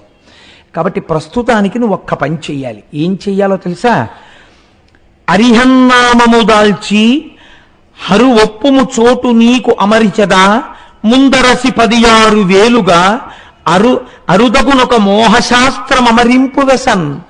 16,000 శ్లోకాలతో వైదిక ధర్మాన్ని పక్కన పెట్టేస్తూ సనాతన ధర్మం యొక్క దారి తప్పిపోయేటట్టుగా, వినడానికి చాలా అందంగా ఉండేటట్టుగా, అబ్బా ఇలాంటి శాస్త్రాన్ని నమ్ముకోవడం చాలా తేలిక, ఇలా అయితే మనం తొందరగా మోక్షానికి వెళ్ళిపోవచ్చు అనిపించేటట్టుగా, అది ఎవడాచరించాడో వాడు పతనమైపోయేటట్టుగా, చక్కగా తేనె రాసినటువంటి విషంలా నువ్వు 16,000 శ్లోకాలతో ఒక సిద్ధాంతాన్ని తయారు చేసుకుని త్రిపురాసురులు పరిపాలిస్తున్న పట్టణాలకెళ్ళి నువ్వు ఒక పెద్ద ఇతి పురుషుల్లా కూర్చుని ఈ ప్రబోధం మొదలుపెట్టు. మొదలు పెడితే క్రమక్రమంగా సనాతన ధర్మంలో ఉన్న వాళ్ళు అటువైపుకు వెళ్ళడం మొదలు పెడతారు. వారి ధర్మము లుప్తమైపోతుంది. వారి ధర్మము లుప్తమైపోగానే వారిని సంహరించడానికి శివుడు వస్తాడు. కాబట్టి నువ్వు వెళ్ళి ఆ బోధ చెయ్యన్నారు. విచిత్రం ఏమిటంటే ఈయన వెళ్ళాడు త్రిపురాసురుల దగ్గరికి. వెడితే ఎవ్వడూ ఈయన బోధ వినలేదు. చాదల వైద్యం బోధ అన్నారు. ఆయన తిరిగి వచ్చేసాడు. ఎవరు వింటలేదండి అక్కడ ఈ బోధ, చెప్దామని ఎవరినైనా పిలిచి మొదటి శ్లోకం చెప్పగానే నోరు మోయి ఏమిటి బోధ, సనాతన ధర్మం గొప్పదని వెళ్ళిపోతున్నారు, నన్ను ఏం చేయమంటారని అడిగాడు. మళ్ళీ ఒక్కసారి శ్రీమన్నారాయణుడు ఆలోచించి ఇది గొప్పది అని ఓ పెద్ద ఆయన సర్టిఫికెట్ ఇస్తే మిగిలిన వాళ్ళు నమ్మేస్తారు. కాబట్టి ఇప్పుడు ముందు లోకాలు నిలబడాలి ఈ త్రిపురాసురుల నుంచి. కాబట్టి లోకరక్షణార్థము నారదా నువ్వు ఈ పని చెయ్యవలసిందే. ఒక్కొక్కసారి ధర్మము ఎంత గమ్మత్తుగా ఉంటుందో తెలుసా అండి. మీరు ఒక చిన్న అధర్మాన్ని చేసి ఒక పెద్ద ధర్మాన్ని ఆవిష్కరించారనుకోండి, అప్పుడు ఈ చిన్న అధర్మము లెక్కలోకి రాదు. పెద్దగా చేసినటువంటి ధర్మము ఏది ఉందో అది ఆవిష్కరించడానికి మీరు ఇది చేశారు కాబట్టి ఇది పక్కకి వెళ్ళిపోతుంది. ఇదే చెప్పాడు ఆయన నారదుడితో, ఇదే చెప్పాడు ఆయన ఆ వచ్చినటువంటి అరిహన్మునితోటి. మీకు దీని వలన లోటు రాదు. ఎందుకని, దీని కారణం ఏమిటి, అవతల త్రిపురాసుర సంహారం జరగాలి. అందుకని నేను మిమ్మల్ని బోధ చేయమంటున్నాను. కాబట్టి నారదా నువ్వు బయలుదేరి వెళ్ళి త్రిపురాసురుల దర్శనానికి వెళ్ళు. వెంటనే త్రిపురాసురులు ఏం చేస్తారు, లేచి నిలబడి నీకు నమస్కారం చేస్తారు. వాళ్ళకి చెప్పవలసిన మాటలేవో నువ్వు చెప్పి మార్గాన్ని సుగమం చెయ్యి అన్నారు. ఇప్పుడు అరిహన్ముని త్రిపురాసురులలో ఒకటి దగ్గరికి చేరాడు. ఎందుకైనా మంచిది పెద్దవాడి దగ్గరికి వెళ్తే మిగిలిన వాళ్ళు మాట వింటారు కదా అని చెప్పి తారకాక్షుడి దగ్గరికి వెళ్ళాడు. వెళితే ఆయన లేచాడు, నమస్కారం చేశాడు, కూర్చోబెట్టాడు. ఏమిటి మహర్షి ఇలా వచ్చారన్నాడు. అయ్యయ్యో ఏమిటో నీకు తెలీదా, నీ రాజ్యానికి ఒక మహాపురుషుడు వచ్చాడయా, ఎంత గొప్ప సిద్ధాంతం చెప్తున్నాడో, ఎటువంటి దీక్ష ఇస్తున్నాడో నీకు తెలీదా? ఇప్పుడే నేను ఆ దీక్ష తీసుకొచ్చాను. ఎంత గొప్పవాడయా మహానుభావుడు కారణజన్ముడు అని. అలాగా, ఎక్కడున్నాడండి అని. అదిగో ఫలానా చోట కూర్చున్నాడు. అయితే ఆయన్ని పిలిపించండి అంతఃపురానికని పిలిపించారు. పిలిపించి ఆ అరిహన్ముని ప్రబోధం చెయ్యమని అడిగాడు. ఏమిటండి మీరు చెప్పేది చెప్పండి అని అడిగాడు. నారదుడు చెప్పాడు కదండి, ఇప్పుడు దానికి ఒక సర్టిఫికెట్ మోరు పడిపోయింది, అందుకని వింటున్నాడు త్రిపురులు. మీరు బాగా జ్ఞాపకం పెట్టుకోండి, త్రిపురాసుర సంహారమునందు పతనమునకు కారణమేది. నేను మీరు క్షమిస్తే మీకు ఒక్క మాట చెప్తా. ఎవరు పడితే వాళ్ళు తెలిసి తెలియక రాసిన పుస్తకాన్ని తెచ్చి మీరు ఇంట్లో పెట్టుకుంటే కొన్ని తరాలు దెబ్బతింటాయి. ఎందుకో తెలుసా అండి? హద్దులేని అజ్ఞానం శాశ్వత రూపాన్ని పొందుతుంది ప్రింట్లో. వేళంబరానికి పుస్తకాలు రాస్తారు. నేను అలా అన్నానని నన్ను క్షమించండి. నేను కొన్ని పుస్తకాలు చదివి నాకు ఎంత కోపం వచ్చిందంటే, మా ఆఫీసులో కొంతమందిని తీసుకొచ్చి ఇవి నిజమా అని అడిగాను. రామాయణం మీద ఒక ఆవిడ ఒక పుస్తకం రాసింది. మీ అందరూ అనుకుంటున్నట్టుగా ఏదో విషంతోటో వృక్షంతోటో చెప్పిన ఆవిడ గురించి నేను మాట్లాడటం లేదు. ఈ మధ్యనే పబ్లిష్ అయింది ఆ బుక్. ఆ పుస్తకాన్ని నేను చదువుతున్నప్పుడు రామాయణంలో సీతా కళ్యాణం దగ్గర నుంచి రామచంద్రమూర్తి జననం దగ్గర నుంచి ఎన్ని అవాకులు చవాకులు రాశారో చెప్పలేను. రాసి ఆ సభాముఖంగా చెప్పడం కూడా నాకు ఇష్టం లేదు. ఎందుకు అజ్ఞానం అని తెలిసి ప్రమాదం అని తెలిసి నేను ఆ బీజాలు చల్లడం. నేను నిజంగా నాకు ఒక ఆయన పెద్ద పేరు కూడా రాసి బహూకరించాడు ఈ పుస్తకం చదవండి అని. నేను అది చూసి చదవడం మొదలుపెట్టాను. ఒక 50 పేజీలు చదివేటప్పటికి కట్టలు తెంచుకుంది నాకు కోపం. ఆఫీస్లో నాతో బాగా సన్నిహితంగా ఉండేటటువంటి వాళ్ళు కొంతమంది ఉన్నారు. వాళ్ళని పిలిచి నేను అండర్లైన్ చేసి ఈ పుస్తకం చదవండి అని అడిగాను. వాళ్ళు తెల్లబోయారు. ఎందుకంటే ఆ రోజుల్లో ఇక్కడ రామాయణ ప్రవచనాలు అయ్యాయి. ఏమంటే ఇంత దారుణంగా ఉంది ఏంటంటే ఈ పుస్తకం అని అడిగారు. వాళ్ళు రామాయణం విన్నారు కాబట్టి, రామాయణం చదువుకున్నారు కాబట్టి తెలిసిందండి. రామాయణం చదువుకొని వాడు ఉంటాడు, నిజంగా రాముడు అటువంటి వాడు అనుకోడు, సీతమ్మ అటువంటిది అనుకోరు, లక్ష్మణుడు అటువంటి వాడు అనుకోరు. ఇది ఏ పిల్లలో చదువుతారు, వాళ్ళ జీవితం ఎంత పాడైపోతుంది మీరు ఆలోచించండి. అత్యంత ప్రమాదకరమైన విషయం ఏమిటంటే, ప్రమాదకరమైనటువంటి వ్యక్తి అజ్ఞానంలోంచి పుట్టిన మాటలు వినడం, అజ్ఞానంలోంచి పుట్టిన పుస్తకాలు చదవడం. అందుకే పుస్తకం చదివే ముందు పెద్దల యొక్క ఆజ్ఞ తీసుకుని చదవాలి. మీ కంటితో చూసింది మీరు నమ్మండి. మీ కంటితో చూడందంతా సత్యమని ఆ పుస్తకాల్లోనూ ఉపనిషత్తులని వేదమని అవన్నీ ఏవో ఎవరెవరో చెప్పేస్తుంటే అవన్నీ విని నమ్మేస్తారా మీరు? ఎంత గొప్పగా బోధ చేస్తున్నారో చూడండి. అసత్యం చాలా అందంగా ఉంటుందండి. సంసారము సత్యము, నువ్వు సత్యం, నీ భార్య సత్యం, మీ ఇద్దరికీ పిల్లలు పుట్టడం సత్యం, వీళ్ళు సత్యం. ఇవేమీ కాదు. ఈ పిల్లాడికి కాళ్ళు పెట్టినవాడు వేరే ఉన్నాడు, చేతులు పెట్టినవాడు వేరే ఉన్నాడు, వాడిలో చైతన్యంగా ఉన్నవాడు వేరే ఉన్నాడు. అదంతా ఈశ్వర కృప. ఈశ్వర కృప వల్ల నాకు పిల్లలు పుట్టారు. ఏంటి అర్థం లేని మాటలు? ప్రత్యక్షంగా తెలుస్తోందా నీకు నీ భార్యకి కలిపి పిల్లలు పుట్టారని? ఈశ్వరానుగ్రహం. ఎవడా ఈశ్వరుడు? ఇలాంటి తెలివి తక్కువ మాటలు మానేయండి. ఈశ్వరుడు గురించి ఉపకారాలు, పూజలు, కంటికి కనపడని వాడికి పూజలు చేయడం, కంటికి కనపడని వాడికి యజ్ఞాలు చేయడం, కంటికి కనపడని వాడికి యాగాలు చేయడం, నేతులు తీసుకొచ్చి కుమ్మరించేయడం, పాలు తీసుకొచ్చి పోసేస్తుండడం, ఇలాంటి పనులు చేయకండి. ఏం చేయాలో తెలుసా? బ్రహ్మణుడు అంత ఇంతే. అసలు నీకు ఇంకో విషయం చెప్పనా? చతుర్ముఖ బ్రహ్మగారు కూడా మీలాగే పుట్టారయ్యా. ఆయన అంతే, మీలా పుట్టాడు, ఓ రోజున వెళ్ళిపోతాడు.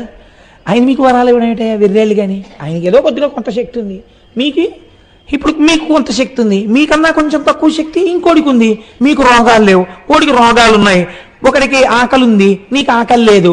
నీకు కడుపు నిండా తినడానికి ఉంది, వాడికి కడుపు నిండా తినడానికి లేదు. పుణ్యం అంటే ఏమిటో తెలుసా? ఇలా ఎక్కడైనా ఎత్తులు పల్లాలు ఉంటే కొంచెం దిద్దుతుండడం అంతే.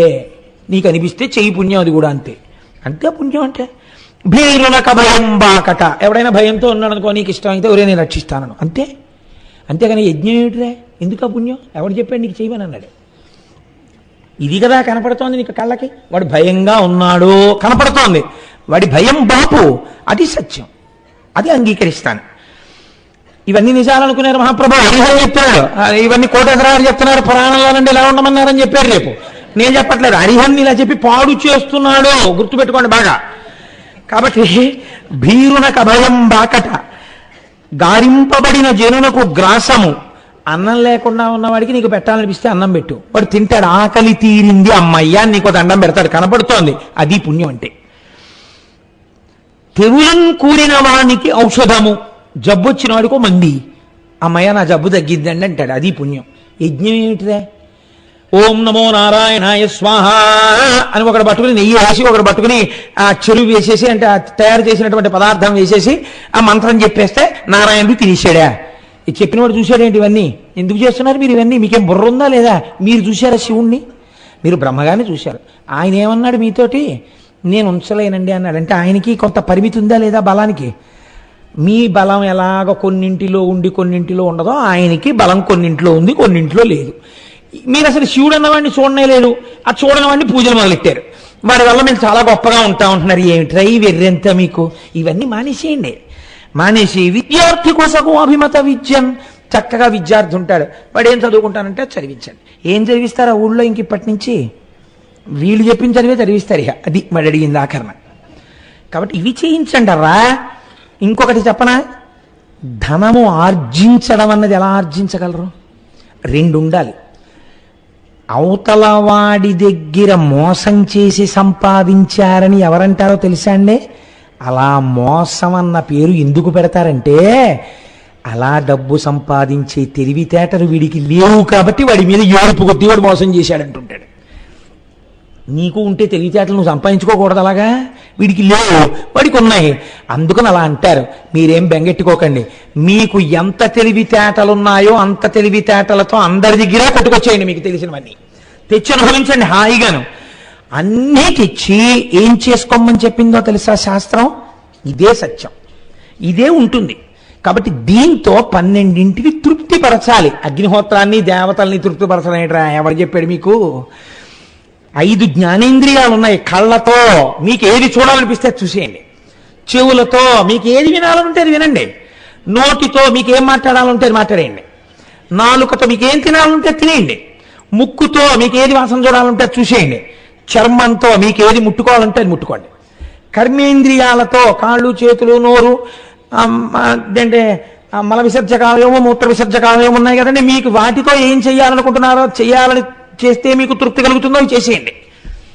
మనస్సు బుద్ధి, ఇప్పుడు ఈ 10ంటిని మీరు వాడుతుంటే మనస్సు బుద్ధి సంతోషపడుతుంటాయి అంతే. అదే ఆనందం అంటే, అదే బ్రహ్మానందం. ఇంకేంటి? ఇవన్నీ వదిలేసి ఎక్కడో కూర్చుంటే బ్రహ్మానందం ఎవడు చెప్పాడురా మీకు? వాడేదో వదిలేసి వెళ్ళి కూర్చున్నాడు, అదే అలా కూర్చున్నావు పాపం ఏం లేదా అంటే మీరు బాధపడతారని, అందులో బ్రహ్మానందం ఉంది బ్రహ్మానందం ఉంది అంటాడు. లేకపోతే అయ్యో పిచ్చాడా ఇన్నాళ్ళు అలా కూర్చున్నావు ఏమీ లేదా అని మీరు అంటారేమో అని వాడు అంటున్నాడు అంతే. అవన్నీ మీరేం నమ్మకండి, ఇదే బ్రహ్మానందం అంటే. చక్కగా ఇలా అనుభవించండి. చూసారా? ఇంకొక మాట చెప్తాను మీకు. ఎప్పుడో పడిపోయేడు శరీరమిరిగి వేగా ఆవియున్నంత కేతట యతిశయిల్లా పెళ్ళుగా భోగముల చెంది ఉల్లసిల్లవలయు అవ్వలని మీ కన్పట్టు కనుడు. ఏమిట్రా ఈ హద్దులేమిటి, నీతులేమిటి, మీకు మీరు సూత్రాలు రాసేసుకోవడం ఏమిటి? ఇదో శరీరం, ఆ పక్కన ఇంకో శరీరం ఉంది, ఈ శరీరానికి ఆ శరీరం నచ్చిందనుకో, ఈ శరీరంతో ఆ శరీరాన్ని అనుభవించేయడమే. ఈ శరీరానికి ఆకలేసిందనుకో, దీనికి బలం ఉందనుకో, అవతలబడి బలం లేదనుకో, నీకు ఆకలేసింది కాబట్టి ముందు లాగేయడమే, నువ్వు తినేయడమే అంతే.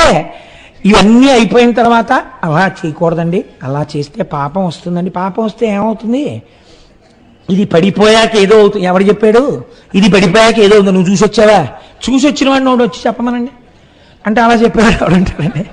శాస్త్రం ప్రమాణం, అది వేదములు ప్రమాణముగా స్వీకరించిన వాడైతే అయ్యో ఇది దోషభూయిష్టమైన వాక్కు, వీడికి తెలియనివి మాట్లాడుతున్నాడు, వీడి కంటికి కనపడింది సత్యం అని మాట్లాడుతున్నాడు, వీడికి తెలియదు వీడికి అని వెళ్ళిపోతాడు. కాబట్టి ఇప్పుడు ఇవన్నీ చెప్తుంటే పాపం వాళ్ళు అలా చెవులొగ్గి విన్నారు.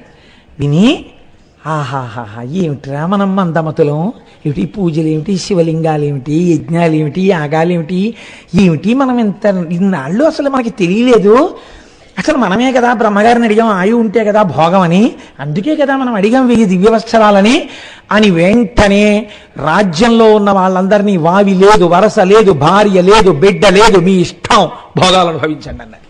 అంతే, ఇంకా శరీర సంబంధమైన భోగము ప్రారంభం అయిపోయింది. ఎవరికి ఏది భోగం అనిపిస్తే అది అనుభవిస్తాడంతే. పాపం లేదుగా, పాపము లేదు పుణ్యము లేదు, గొడవ లేదు వాడికి. ఇంకా కాబట్టి ఇప్పుడు ఎక్కడ చూసినా స్త్రీలు పురుషులిట్టుల పాలింపక పూర్వ ధర్మ పదవీచ్యుతులై రేలు పవల్ ధన కామేచ్ఛాలసులైరి తరిగె సత్వం బెల్లన్. ఇలా రాత్రి లేదు, పగలు లేదు, బ్రాహ్మీ ముహూర్తంలో అయితే పూజ చెయ్యాలని గొడవ లేదు, పూజ లేదు, పునస్కారం లేదు, యజ్ఞం లేదు, యాగం లేదు, క్రతువు లేదు, దేవతలు లేరు, హవిస్సులు లేవు, భయం లేదు, శాస్త్రం లేదు, శాస్త్రవాక్యం లేదు, ఋషివాక్యం లేదు, పురాణం లేదు, ఏమీ లేదు. నీ కంటికి కనపడింది నువ్వు చేసేసుకోవచ్చు, అన్ని భోగాలు అనుభవించేయచ్చు, అన్ని వదిలేసి తిరగచ్చు. కాబట్టి ఇప్పుడు ఏమైంది? మంగళప్రదమైన అన్ని వదిలేశారు, అమంగళప్రదమైనవన్నీ కౌగులించుకున్నారు, కౌగులించుకుని తిరిగారు. దానివల్ల లోకమంతా పాపభూయిష్టమైపోయింది. ఇప్పుడు వీళ్ళందరూ ఏం చేశారు అంటే, శ్రీ మహావిష్ణువు బ్రహ్మగారు వీళ్ళందరినీ తీసుకుని పరమశివుడి దగ్గరికి వెళ్ళారు. వెళ్ళి, శంకరా ఒక్కసారి మీరు చూడండి, మీరు పంపారు కదా, సర్వం సిద్ధం చేసేసాం, ఇప్పుడు భక్తి ఏం లేదు, ఇప్పుడు మిమ్మల్ని పూజించే వాళ్ళు ఎవరు అక్కడ లేరు. ఎక్కడొచ్చిందండి ఈ ప్రమాదం? మీరు టక్కరితనం అనుకోకండి, శ్రీ మహావిష్ణువు యొక్క టక్కరితనమని మీరంటే నేను అంగీకరించాను. మీరు ఎక్కడ దెబ్బతింటున్నారో చూపిస్తున్నారు ఆయన. వినకూడనిది వినుటయే ప్రమాదమునకు కారణము. మనస్సుకి బలహీనత ఉంటుంది, భయానికి లొంగుతుంది. అది మనము వినకూడనిది అనుకుంటే ఆ ప్రాంగణమునకు వెళ్ళరాదు. అవి మీరు విననవసరం లేదు. మీరు నేను వినను, మా ఈశ్వరుడు మాకున్నాడు, నేను ఏదో పూజించుకుంటున్నాను, నన్ను నేను రక్షింపబడతాను అని మీరు చెప్పాలి. వినడం నీ తప్పు, చెప్పినవాడి తప్పు కాదు. వాడు అలా చెప్పాలనుకున్నాడు, వాడు చెప్పాడు, అలా వాడు నమ్మాడు కాబట్టి వాడు చెప్తాడు. కానీ వినడం మీదే తప్పు. ఇది బహుశः యుగ యుగములకు అవసరమని పరమాత్మ అప్పుడే భావించి ఉంటారు. అందుకని అప్పుడే ఈ పని చేయించి చూపించారు. కనుక చెడు మాట వినరాదు. కాబట్టి ఇప్పుడు ఏమైంది? శంకరుడు చూశాడు, అబ్బో చాలా బాగుందయ్యోయ్, త్రిపురాసురులు చాలా గొప్ప పూజలు మొదలెట్టారు, ఇప్పుడు నేను వారిని సంహరించవచ్చు. కానీ నేను సంహరించడం పెద్ద విశేషం కాదు, సంహరిస్తాను, పాపం చేశారు కాబట్టి దేవతా సార్వభౌముడిగా. వాళ్ళు కొన్ని వరాలు అడిగారు. 1000 దివ్య సంవత్సరాలన్నారు, పుష్కలావర్తక మేఘాలన్నారు, పుష్యమితో చంద్రుడు ఉండాలన్నారు, మిట్ట మధ్యాహ్నం అభిజిత్ ముహూర్తం ఉండాలన్నారు, ఇంతకు ముందు లేని రథం ఉండాలన్నారు, ఇంతకు ముందు లేని ధనస్సు ఉండాలన్నారు, ఇంతకు ముందు లేని బాణం ఉండాలన్నారు. ఇవన్నీ అన్నారు కదా, మరి అవన్నీ తెచ్చారా అన్నారు. అవన్నీ పట్టుకునే వచ్చేసాం మహాప్రభు అన్నారు. అయితే సరే తీసుకురండి అన్నారు. ఏమిటి తీసుకొచ్చారు వాళ్ళు?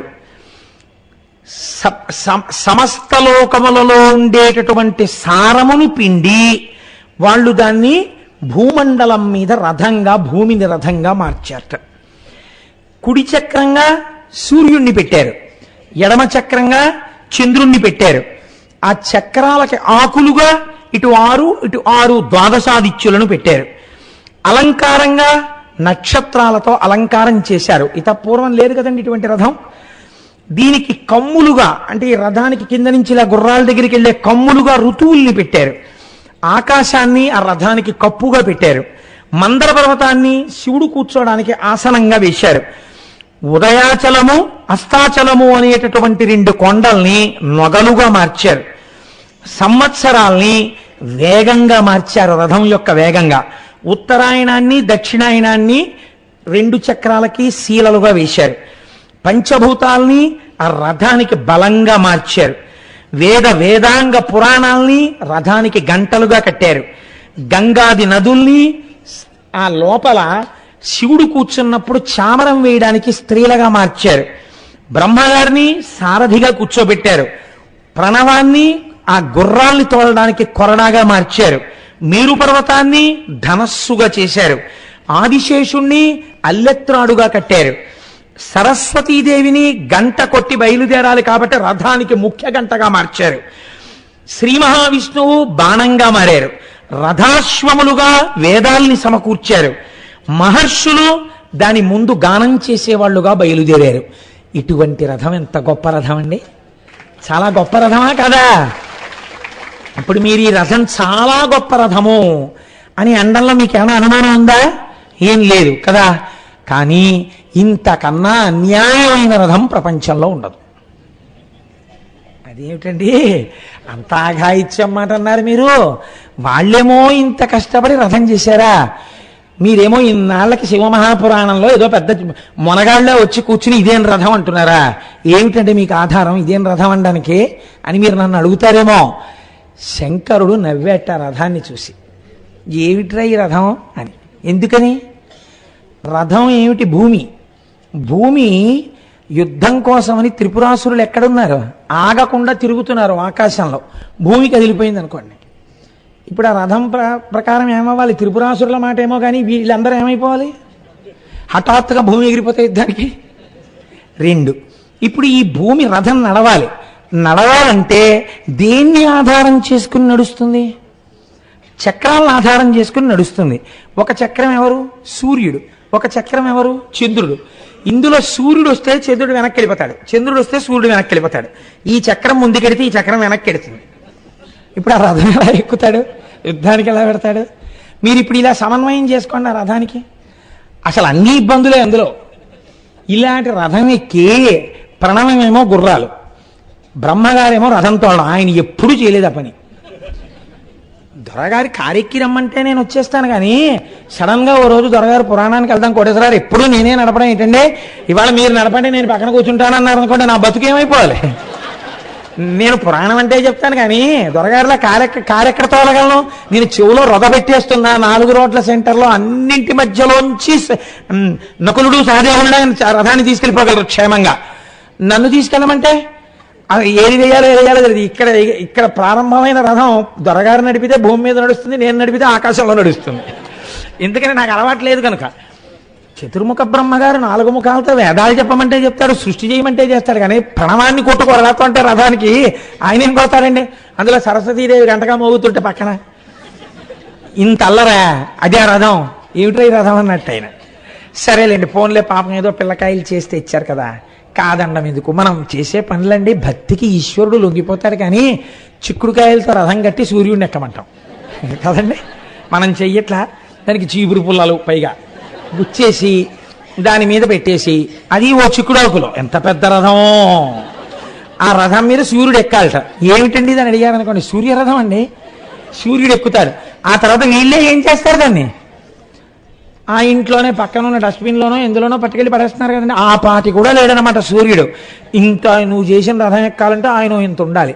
అంటే ఎవడైనా నిజంగా సూర్యుడు ఎలా కూర్చుంటే తీసుకుని గోళీకేలా జేబులో వేసుకోవచ్చు అనమాట సూర్యుడిని.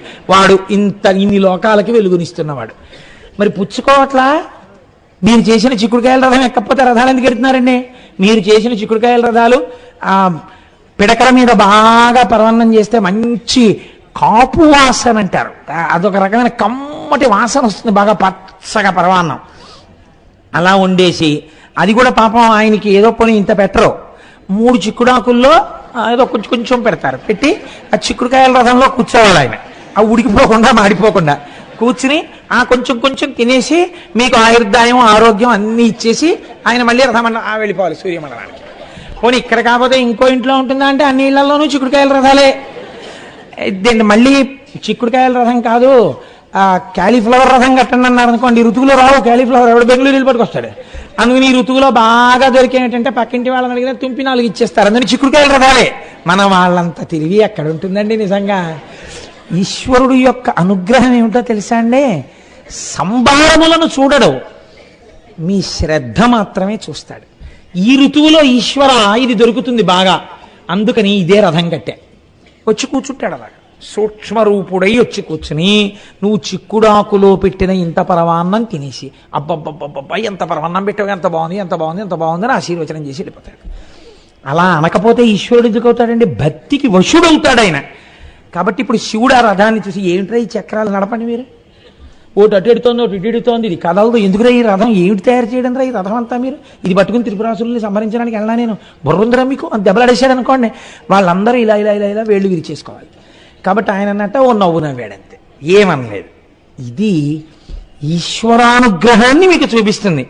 ఇది ఎలా ఉంటుందంటే ఎలా చెయ్యాలి అన్న ఆలోచన లేకుండా చాలా గొప్పగా ఇంతకు ముందు ఎవ్వడు ఊహించని రీతిలో చెయ్యాలని అనిపించింది అనుకోండి, చాలా గొప్పగా పొగడాలనుకుంటే ఒక ఆయన ఎవరో పక్కనే సభలో ఉన్నటువంటి ఆయన్ని చూసి, మహానుభావుడు ఇటువంటి కీర్తిశేషుడు ఎక్కడున్నాడని అడిగాడు.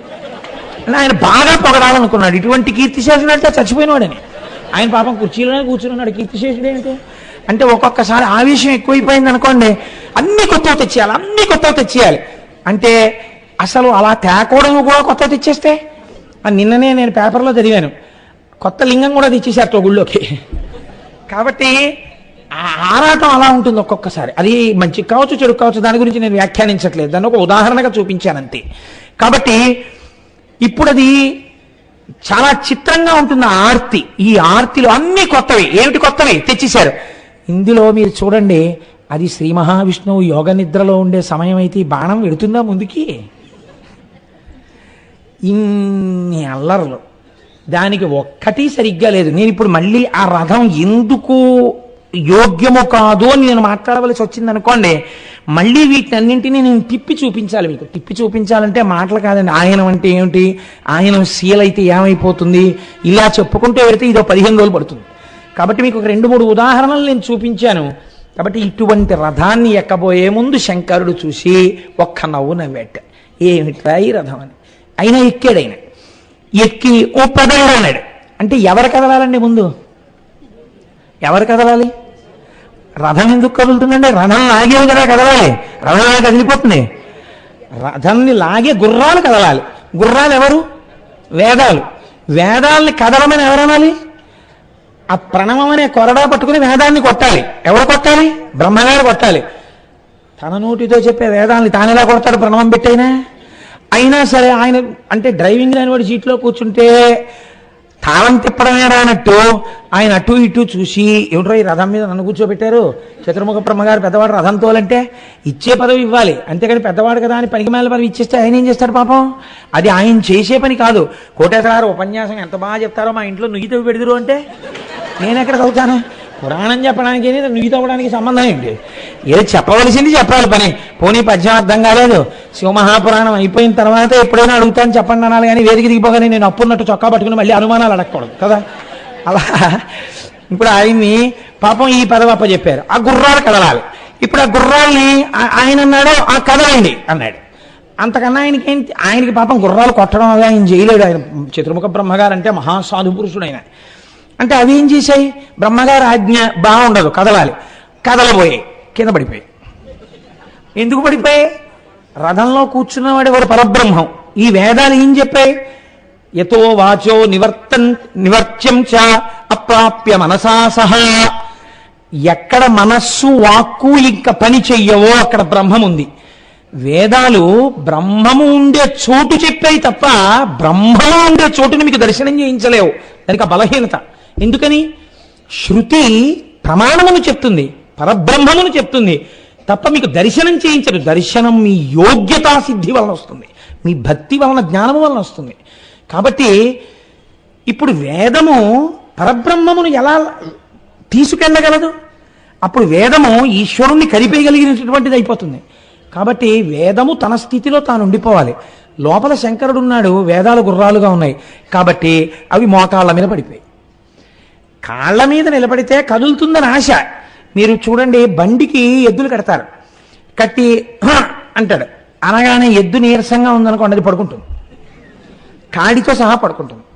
పడుకుంటే ఇప్పుడు ప్రయత్నం అలా నడు అండవు, డేకు అండవు, లేపే ప్రయత్నం చేస్తాడు. అందులో ఆ తోక నలిపేస్తారు. ఎవరిని ఎందుకు వచ్చిన వారన్నా కానండి, నానా అల్లరి చేస్తారు పాపం. అది ఏదో మొత్తానికి లేచిన కానీ కూలబడిపోతుంటాడు. ఎప్పుడు? బండిలో ఉన్న బరువుని తాను లాగలేనప్పుడు.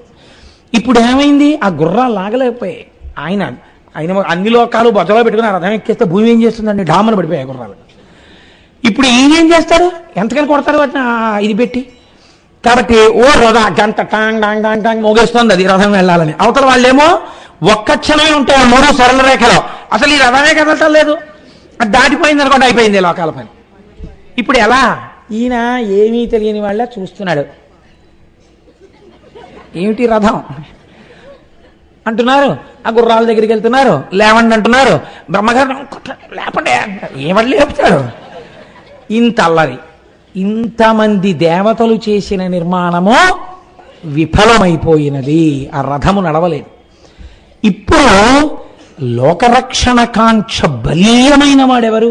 స్థితికారుడుగా మహానుభావుడు శ్రీ మహావిష్ణువు.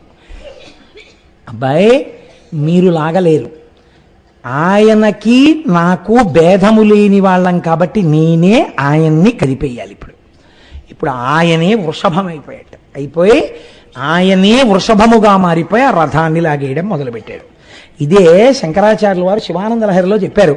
బాణత్వం వృషభత్వమర్ధవపుషా భార్యాత్వమార్యాపతే ఘోణిత్వం సఖితా మృదంగవహత చేత్యాది రూపం తథౌ తత్పాదే నయనార్పణం చ కృతవాన్ తద్దేహభాగో హరి పూజ్యాత్ పూజ్యతరస్య ఏ వహిమచేత్కో వా తదన్యోధికా.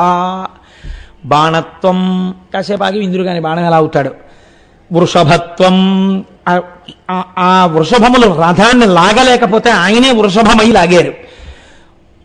బాణత్వం వృషభత్వమర్ధవపుషా భార్యాత్వం మోహిని రూపంలో అయ్యప్ప స్వామి వారి జననమునకు కారణమై శంకరుడికి అర్ధాంగి అయ్యారు. బాణత్వం వృషభత్వమర్ధవపుషా భార్యాత్వమార్యాపతే ఘోణిత్వం. ఒకసారి శ్వేతవరాహ రూపంలో భూమిని తవ్వుతూ కిందకెళ్లి శివుడి యొక్క ఆదిని కనిపెట్టలేకపోయానని సత్వగుణంతో మాట్లాడారు. కాబట్టి ఘోణిత్వం. సఖిత, ఆయన మనస్సుని సంతోషపెట్టారు ఒకనాడు మోహినిగా. సఖిత మృదంగవహత, సంధ్యాకాలంలో నృత్యం చేస్తున్నప్పుడు మధ్యలో వాయిస్తుంటారు. మృదంగవహత చేత్యాది రూపం తథౌ తత్పాదే నయనార్పణం చ కృతవాన్. ఒకానొకసారి సహస్ర కమలములతో శివలింగాన్ని అర్చన చేస్తున్నారు. ఆయన చేస్తున్నప్పుడు శంకరుడు పరీక్ష చేద్దామని ఒక్క పువ్వు తగ్గిపోయేటట్టు చేశాడు. మనలా చెయ్యరుగా ఆయన పూజ చేస్తే. నామము పువ్వు ఏకీకృతము, 3 ఏకీకృతమైతే పూజ అంటారు మనోవాక్కాయ కర్మలు. కాబట్టి ఇప్పుడు ఆయన ఒక్కొక్క పువ్వు వేస్తున్నారు. 1000వ నామం దగ్గరికి వచ్చేటప్పటికి పళ్ళెం ఖాళీ, పువ్వు లేదు. ఇప్పుడు పువ్వు లేకపోతే ఆయన ఆలోచించారట. రామకమల పత్రాక్ష అని కదా అంటాం. ఆయన కన్నులు అరవిందముల తామర పూల్లా ఉంటాయి. అందుకని ఒక గుడ్డు పీకి శంకరుడి కంటి మీద పాదాల మీద వేశారట. వేస్తే నేత్రార్పణేశ్వరలింగము అని తమిళనాడులో ఉందండి ఆ దేవాలయం. కాబట్టి ఇప్పుడు శంకరుడు ప్రత్యక్షమై ఎంత గొప్పగా పూజ చేశావో నా మీద భక్తితో అని తన శరీరంలో అర్ధభాగాన్ని శ్రీ మహావిష్ణువుకి ఇచ్చేశారు. అదే హరిహర రూపము. మీరు దాని అందం చూడాలంటే హైదరాబాద్ ఫిలిం నగర్ వాళ్ళు సినిమా యాక్టర్లందరూ కట్టినటువంటి దేవాలయంలో ఈ హరిహర రూపం ఉంటుందండి. అద్భుతం. మీరు ఎప్పుడైనా వెడితే చూడండి, చాలా బాగుంటుంది. ఒక పక్క విష్ణువు, ఒక పక్క శివుడు ఒకే శరీరంలో ఉంటారు. చాలా గొప్పగా ఉంటుంది. ఆ హరిహర రూపమే తిక్కన గారికి ప్రత్యక్షమై ఆయన దగ్గర ఆ మహాభారతంలో ఆయన ఆంధ్రీకరించిన భాగాన్ని స్వీకరించి ఆ తిక్కన గారిని కృతార్థుణ్ణి చేశాడు ఆ హరిహరమూర్తి. కనుక ఇటువంటి శ్రీమన్నారాయణుడు ఇప్పుడు వృషభమై ఆ రథాన్ని లాగుతున్నారు. లాగుతుంటే మెల్లిగా ఎలాగైతేనే ఆ రథం కదిలిందని మీరు అనుకోండి. రథం కదిలింది. ఇప్పుడు ఈ మేరు పర్వతాన్ని ధనస్సుగా పట్టుకోవాలి. వీళ్ళందరూ వికలాడుతున్నారు త్రిపురాసురులు. ఎందుకని? అధర్మంలో ఉన్నారు, మదమెక్కి ఉన్నారు. ఒక్క క్షణంలో మమ్మల్ని కొడతాడని. ఇప్పుడు ఈ మేరు పర్వతాన్ని ధనస్సుగా పట్టుకుని ఆదిశేషుణ్ణి తాడుగా కట్టి వింటినారిగా టంకారం చేసి శ్రీ మహావిష్ణువుని బాణంగా తీసుకుని లాగి విడిచిపెట్టాలి. శంకరుడు అన్నట్ట, సర్వలోక సృష్టికర్త, స్థితికర్త, ప్రళయకర్తను నేను ఏదైనా చేస్తే అది నా అనుగ్రహము కిందకే వస్తుంది. నీకు బ్రహ్మగారు వరం ఇచ్చారు, చంపలేనని అనుకుంటున్నావు కదా, ఇలా ఉండకపోతే చంపలేను, లోకమునందు లేని ఆయుధంతో కదా చంపమని అడిగావు. నేను నా 3వ కన్ను విప్పితే ఏమవుతావు? నేను కోపంగా చూస్తే ఏమవుతావు? అది ధనుర్వేదంలో లేనిది అని ఆగ్రహాన్ని పొంది ముఖం తెల్లటివాడు ఎర్రపడి ఒక్కసారి కాల్చేద్దామని అనుకుని పరమదయాస్వరూపుడయ్యాట. వాడి అజ్ఞానానికి నేను అజ్ఞానంలో కెడితే వాడు కోప్పడ్డాడని నేను కోప్పడితే వాడికి నాకు పోలికే ఉంటుంది ఇంకా అని పెద్ద నవ్వు నవ్వేట. దయాసముద్రుడై ఆ త్రిపురాసురులను సంహారం చేయడం కోసమని 3వ కన్ను విప్పబోతున్నట్ట. కొద్దిగా కదిలింది రెప్ప. కదలగానే లింగ పురాణంలో చెప్తారు, సోమశ్చ భగవాన్ విష్ణు కాలాగ్నిర్వాయురేవచ శరే వ్యవస్థత దేవమూచు ప్రణమ్యతం దగ్ధమప్యత దేవేశ వీక్షణేన పురత్రయం అస్మద్ధితార్థం దేవేశ శరన్మోక్తుమిహార్హసి అని అడిగాయి. ఆనాడు శ్రీ మహావిష్ణువు, సోముడు, కాలాగ్ని ఇవన్నీ కలిసి బాణంగా వచ్చి, ఈశ్వర ఒక్కసారి మీ చేతితో మీరు స్పృశించి బాణమని పట్టుకొని మీ యొక్క ధనస్సునిలా చేత్తో పట్టుకొని ఆ ఆదిశేషుణ్ణి వింటినారిగా మీరు వంగి కట్టి పైకి లేచి ఈ బాణాన్ని తగిలించి ఆకర్ణాంతము మీరు లాగితే మీ చెవిదాకా వచ్చి మీలో ఉన్న శక్తి మాలోకి ప్రసరించాక మీ బాణము మీ ధనస్సు నుండి వినిర్ముక్తమై త్రిపురాసుర సంహారం చెయ్యాలని మాకు కోరిక. అందుకని మమ్మల్ని బాణంగా ముట్టుకోండి అని అడిగారు. అప్పుడు శంకరుడు నవ్వి ఈ బాణాన్ని తీసుకుని సంధించి విడిచిపెట్టాడు. ఒక్క బాణం అన్నీ అడిగారు, దగ్ధమై బూది కుప్పలై కింద పడిపోయాయి త్రిపురాములు. ఇది త్రిపురాసుర సంహారము అని శాస్త్రం పిలిచింది. రక్కసులతోడ త్రిపురంబులు ఉక్కుమాలి కాలి బూడిదయే భువి కూలే అంత దేవదుందుభినాదముల్ తెజరిల్లి హరునిపై పుష్పవృష్టి పెల్లడరి కురిసే. శంకరుడి మీద బ్రహ్మాండమైనటువంటి పుష్పవృష్టి కురిసింది. అయితే మీకు నేను ఒక విషయం చెప్పాను. పతంజలి అని మనకి ఒక మహానుభావుడు, ఆయన నటరాజస్వామి వారి యొక్క తాండవాన్ని చూస్తూ ఉంటాడు.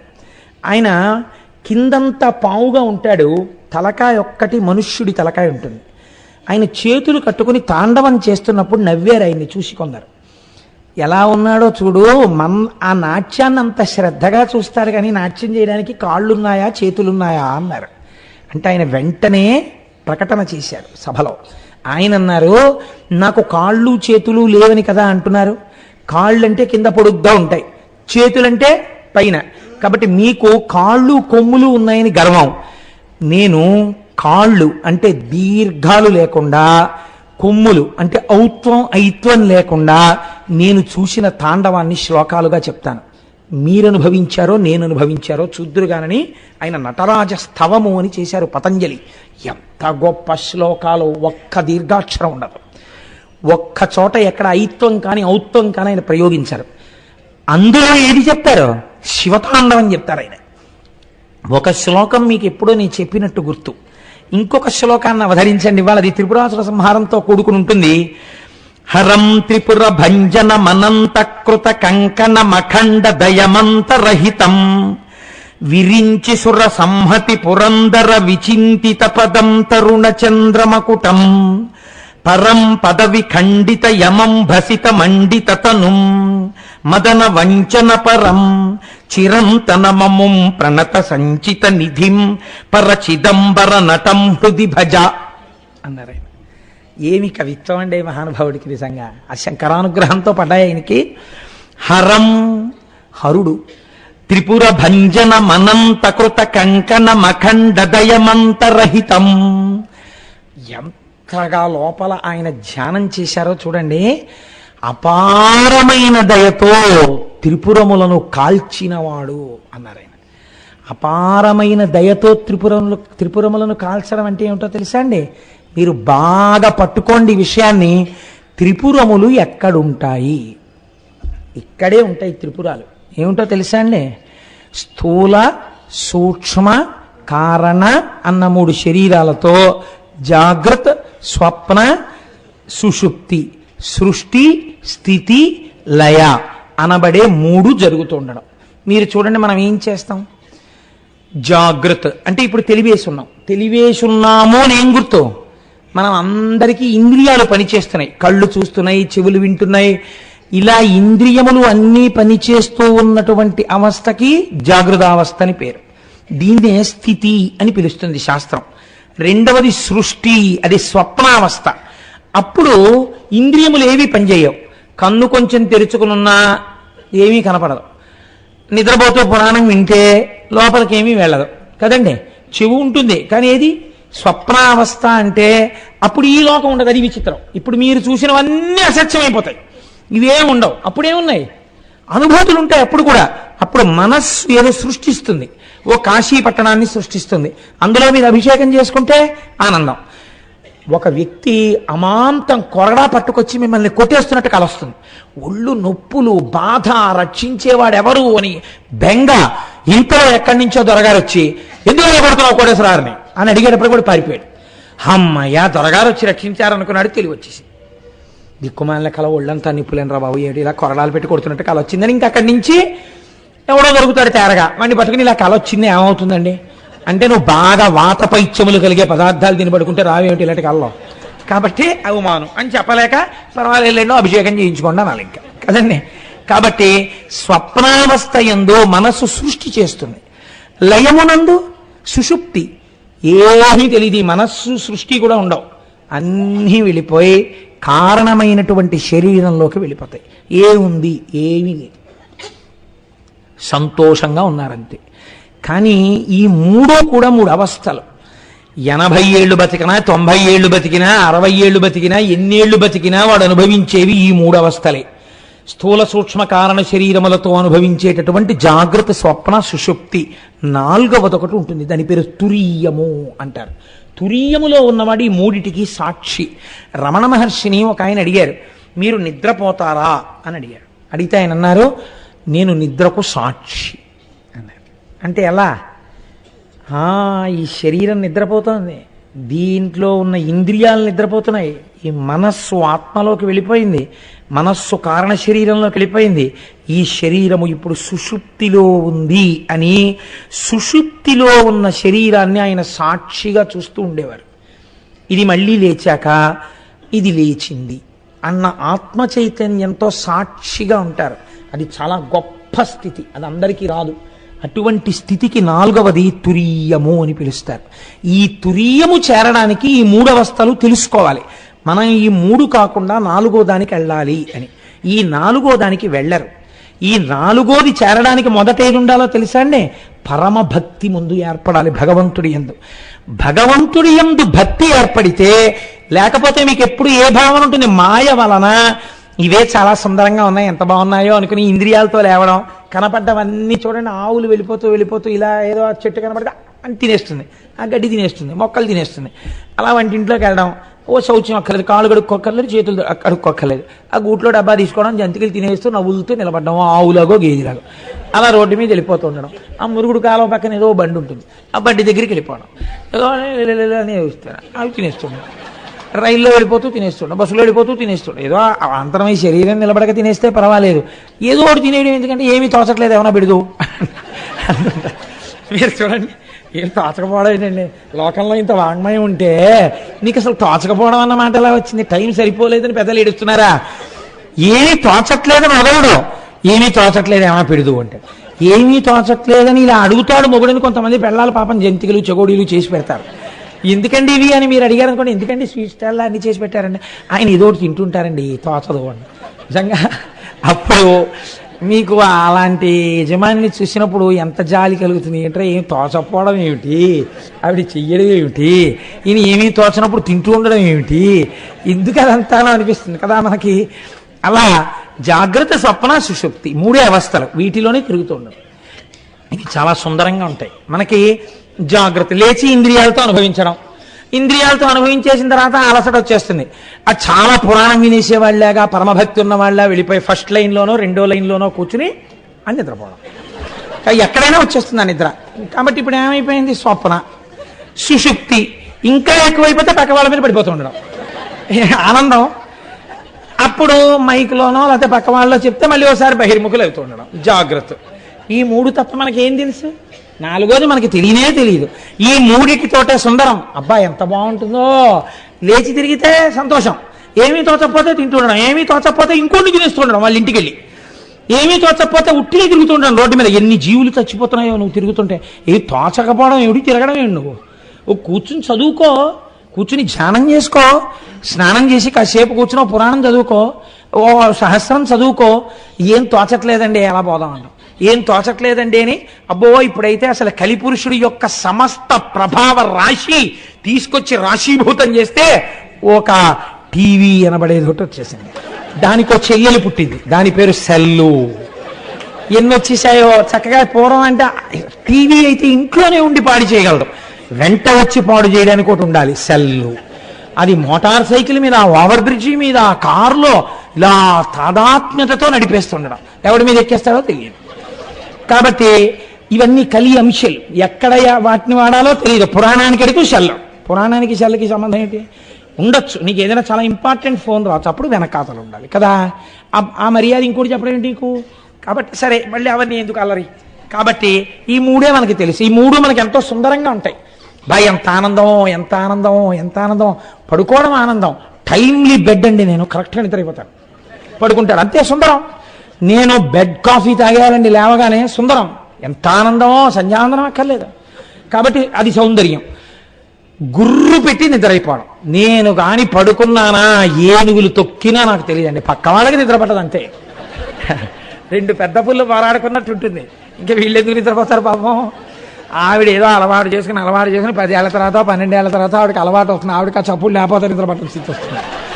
కాబట్టి ఇప్పుడు జాగ్రత్త, స్వప్న, సుషుప్తి ఈ 3 అవస్థల్లో సుందరంగా ఉన్నాయని తిరగడమే త్రిపుర సుందరి. అదే స్థూల సూక్ష్మ కారణ శరీరం. ఇప్పుడు ఈ 3 కాదురా విర్రాడా, పరమకారణ శరీరం ఒకటి ఉంది భగవంతుడు. దాన్ని చెందాలి నువ్వు, దాన్ని తెలుసుకోవాలి. దాన్ని తెలుసుకోవడానికి ముందు భక్తితో పట్టుకోవాలి ఈశ్వరుడి పాదాలు. పట్టుకుంటే ఆయన బాణం వేస్తాడు.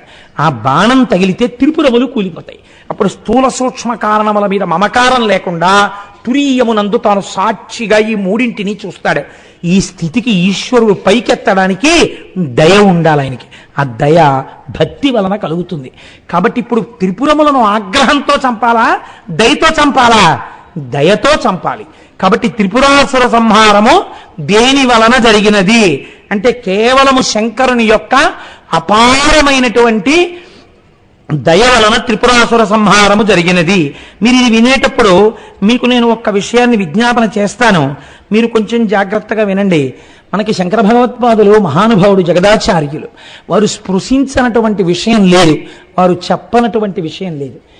భక్తి అన్న మాటకు అసలు అర్థం ఏమిటో, భక్తికి మీకు మీరుగా న్యాయమూర్తిగా కూర్చుని మీరు భక్తిగా ఉన్నారో లేరో మీరు ఎలా చూసేసుకోవచ్చో శంకరాచార్యుల వారు ప్రబోధ సుధాకరము అని అద్భుతమైనటువంటి గ్రంథం శంకరాచార్య కృతం. అందులో ఒక శ్లోకం చెప్పారు శంకరాచార్యుల వారు. మీరు చూడండి ఎంత అందంగా ఉంటుందో.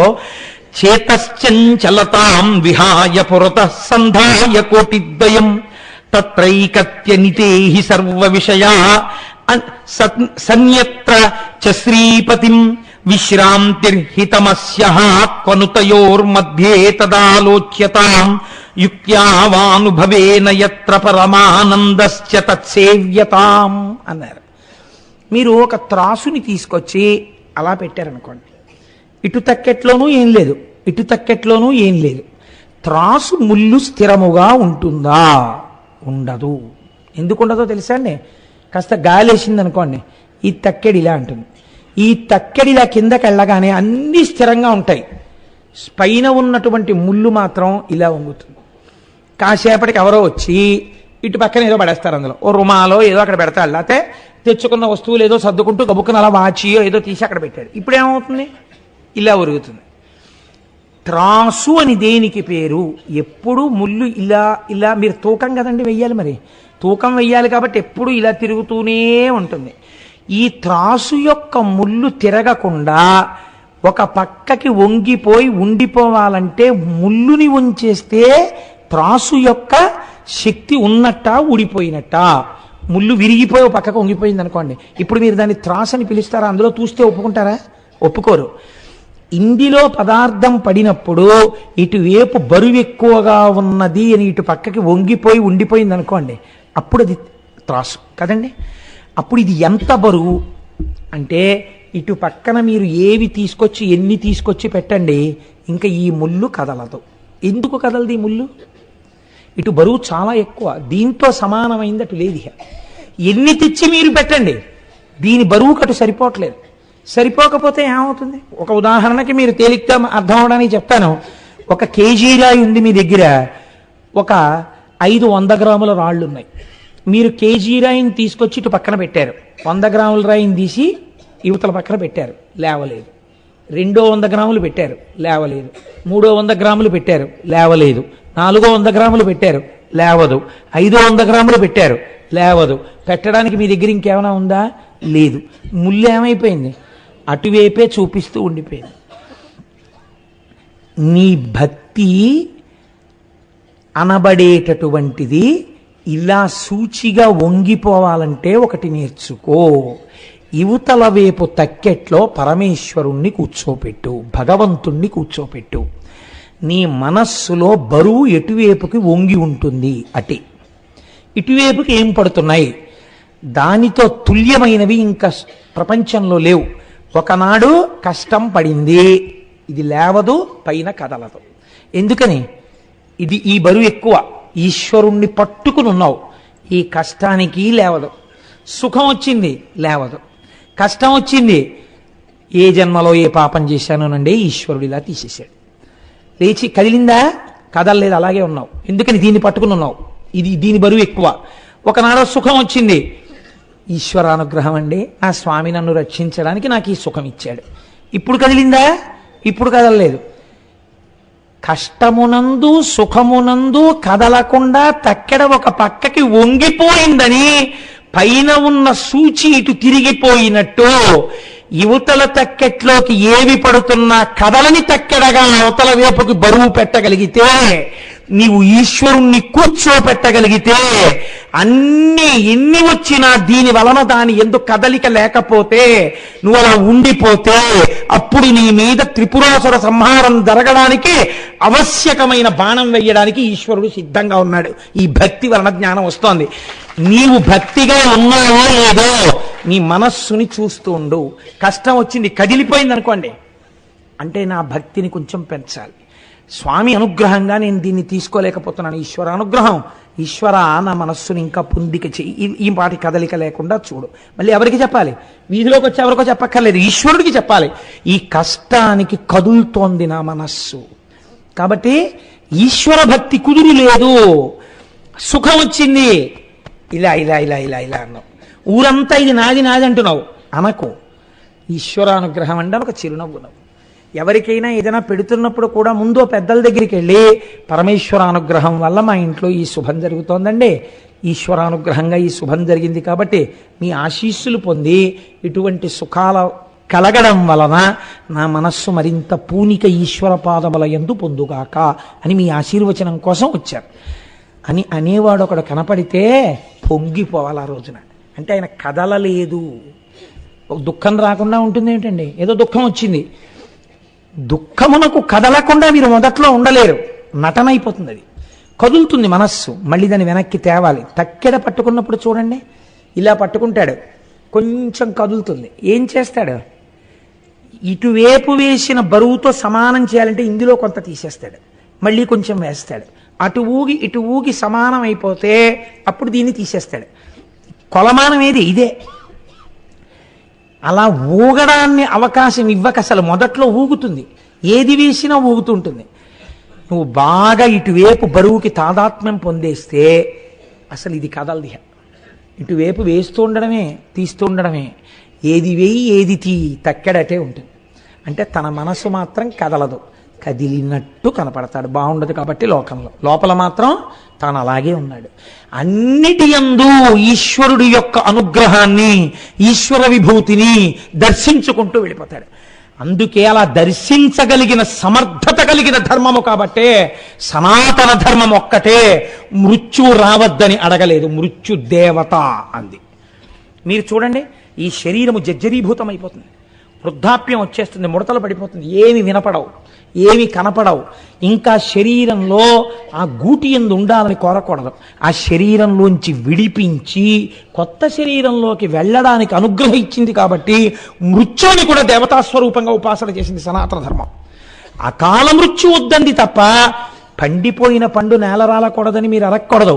అందుకే మృత్యుంజయ మంత్రం ఓం త్రయంబకం యజామహే సుగంధిం పుష్టివర్ధనం ఉర్వారుకమివ బంధనాన్ మృత్యోర్ముక్షీయమామృతాత్. దోసపండు విడిపోయినట్టు విడిపోమని చెప్పింది.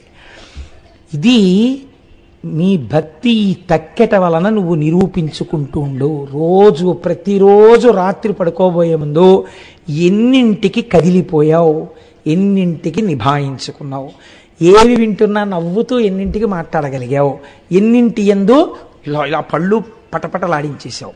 ఒకసారి ఆలోచించి 11 మాటలు నీ ఇష్టదైవతానామని చెప్తూ, నిద్రపోయే సమయం కాబట్టి శివనామం చెప్తూ, ఆయన స్వల్పకాలిక లయం చెయ్యగలిగిన వాడు కాబట్టి, ఈశ్వర రేపటి రోజున నేను అలా వేళ్ళు విరవకుండా, నేను రేపటి రోజున అలా కోప్పడకుండా, నేను నిభాయించుకునే శక్తి నాకు కృప చెయ్యి అని నమస్కారం చేసి పడుకోవాలి. ఇది సాధన.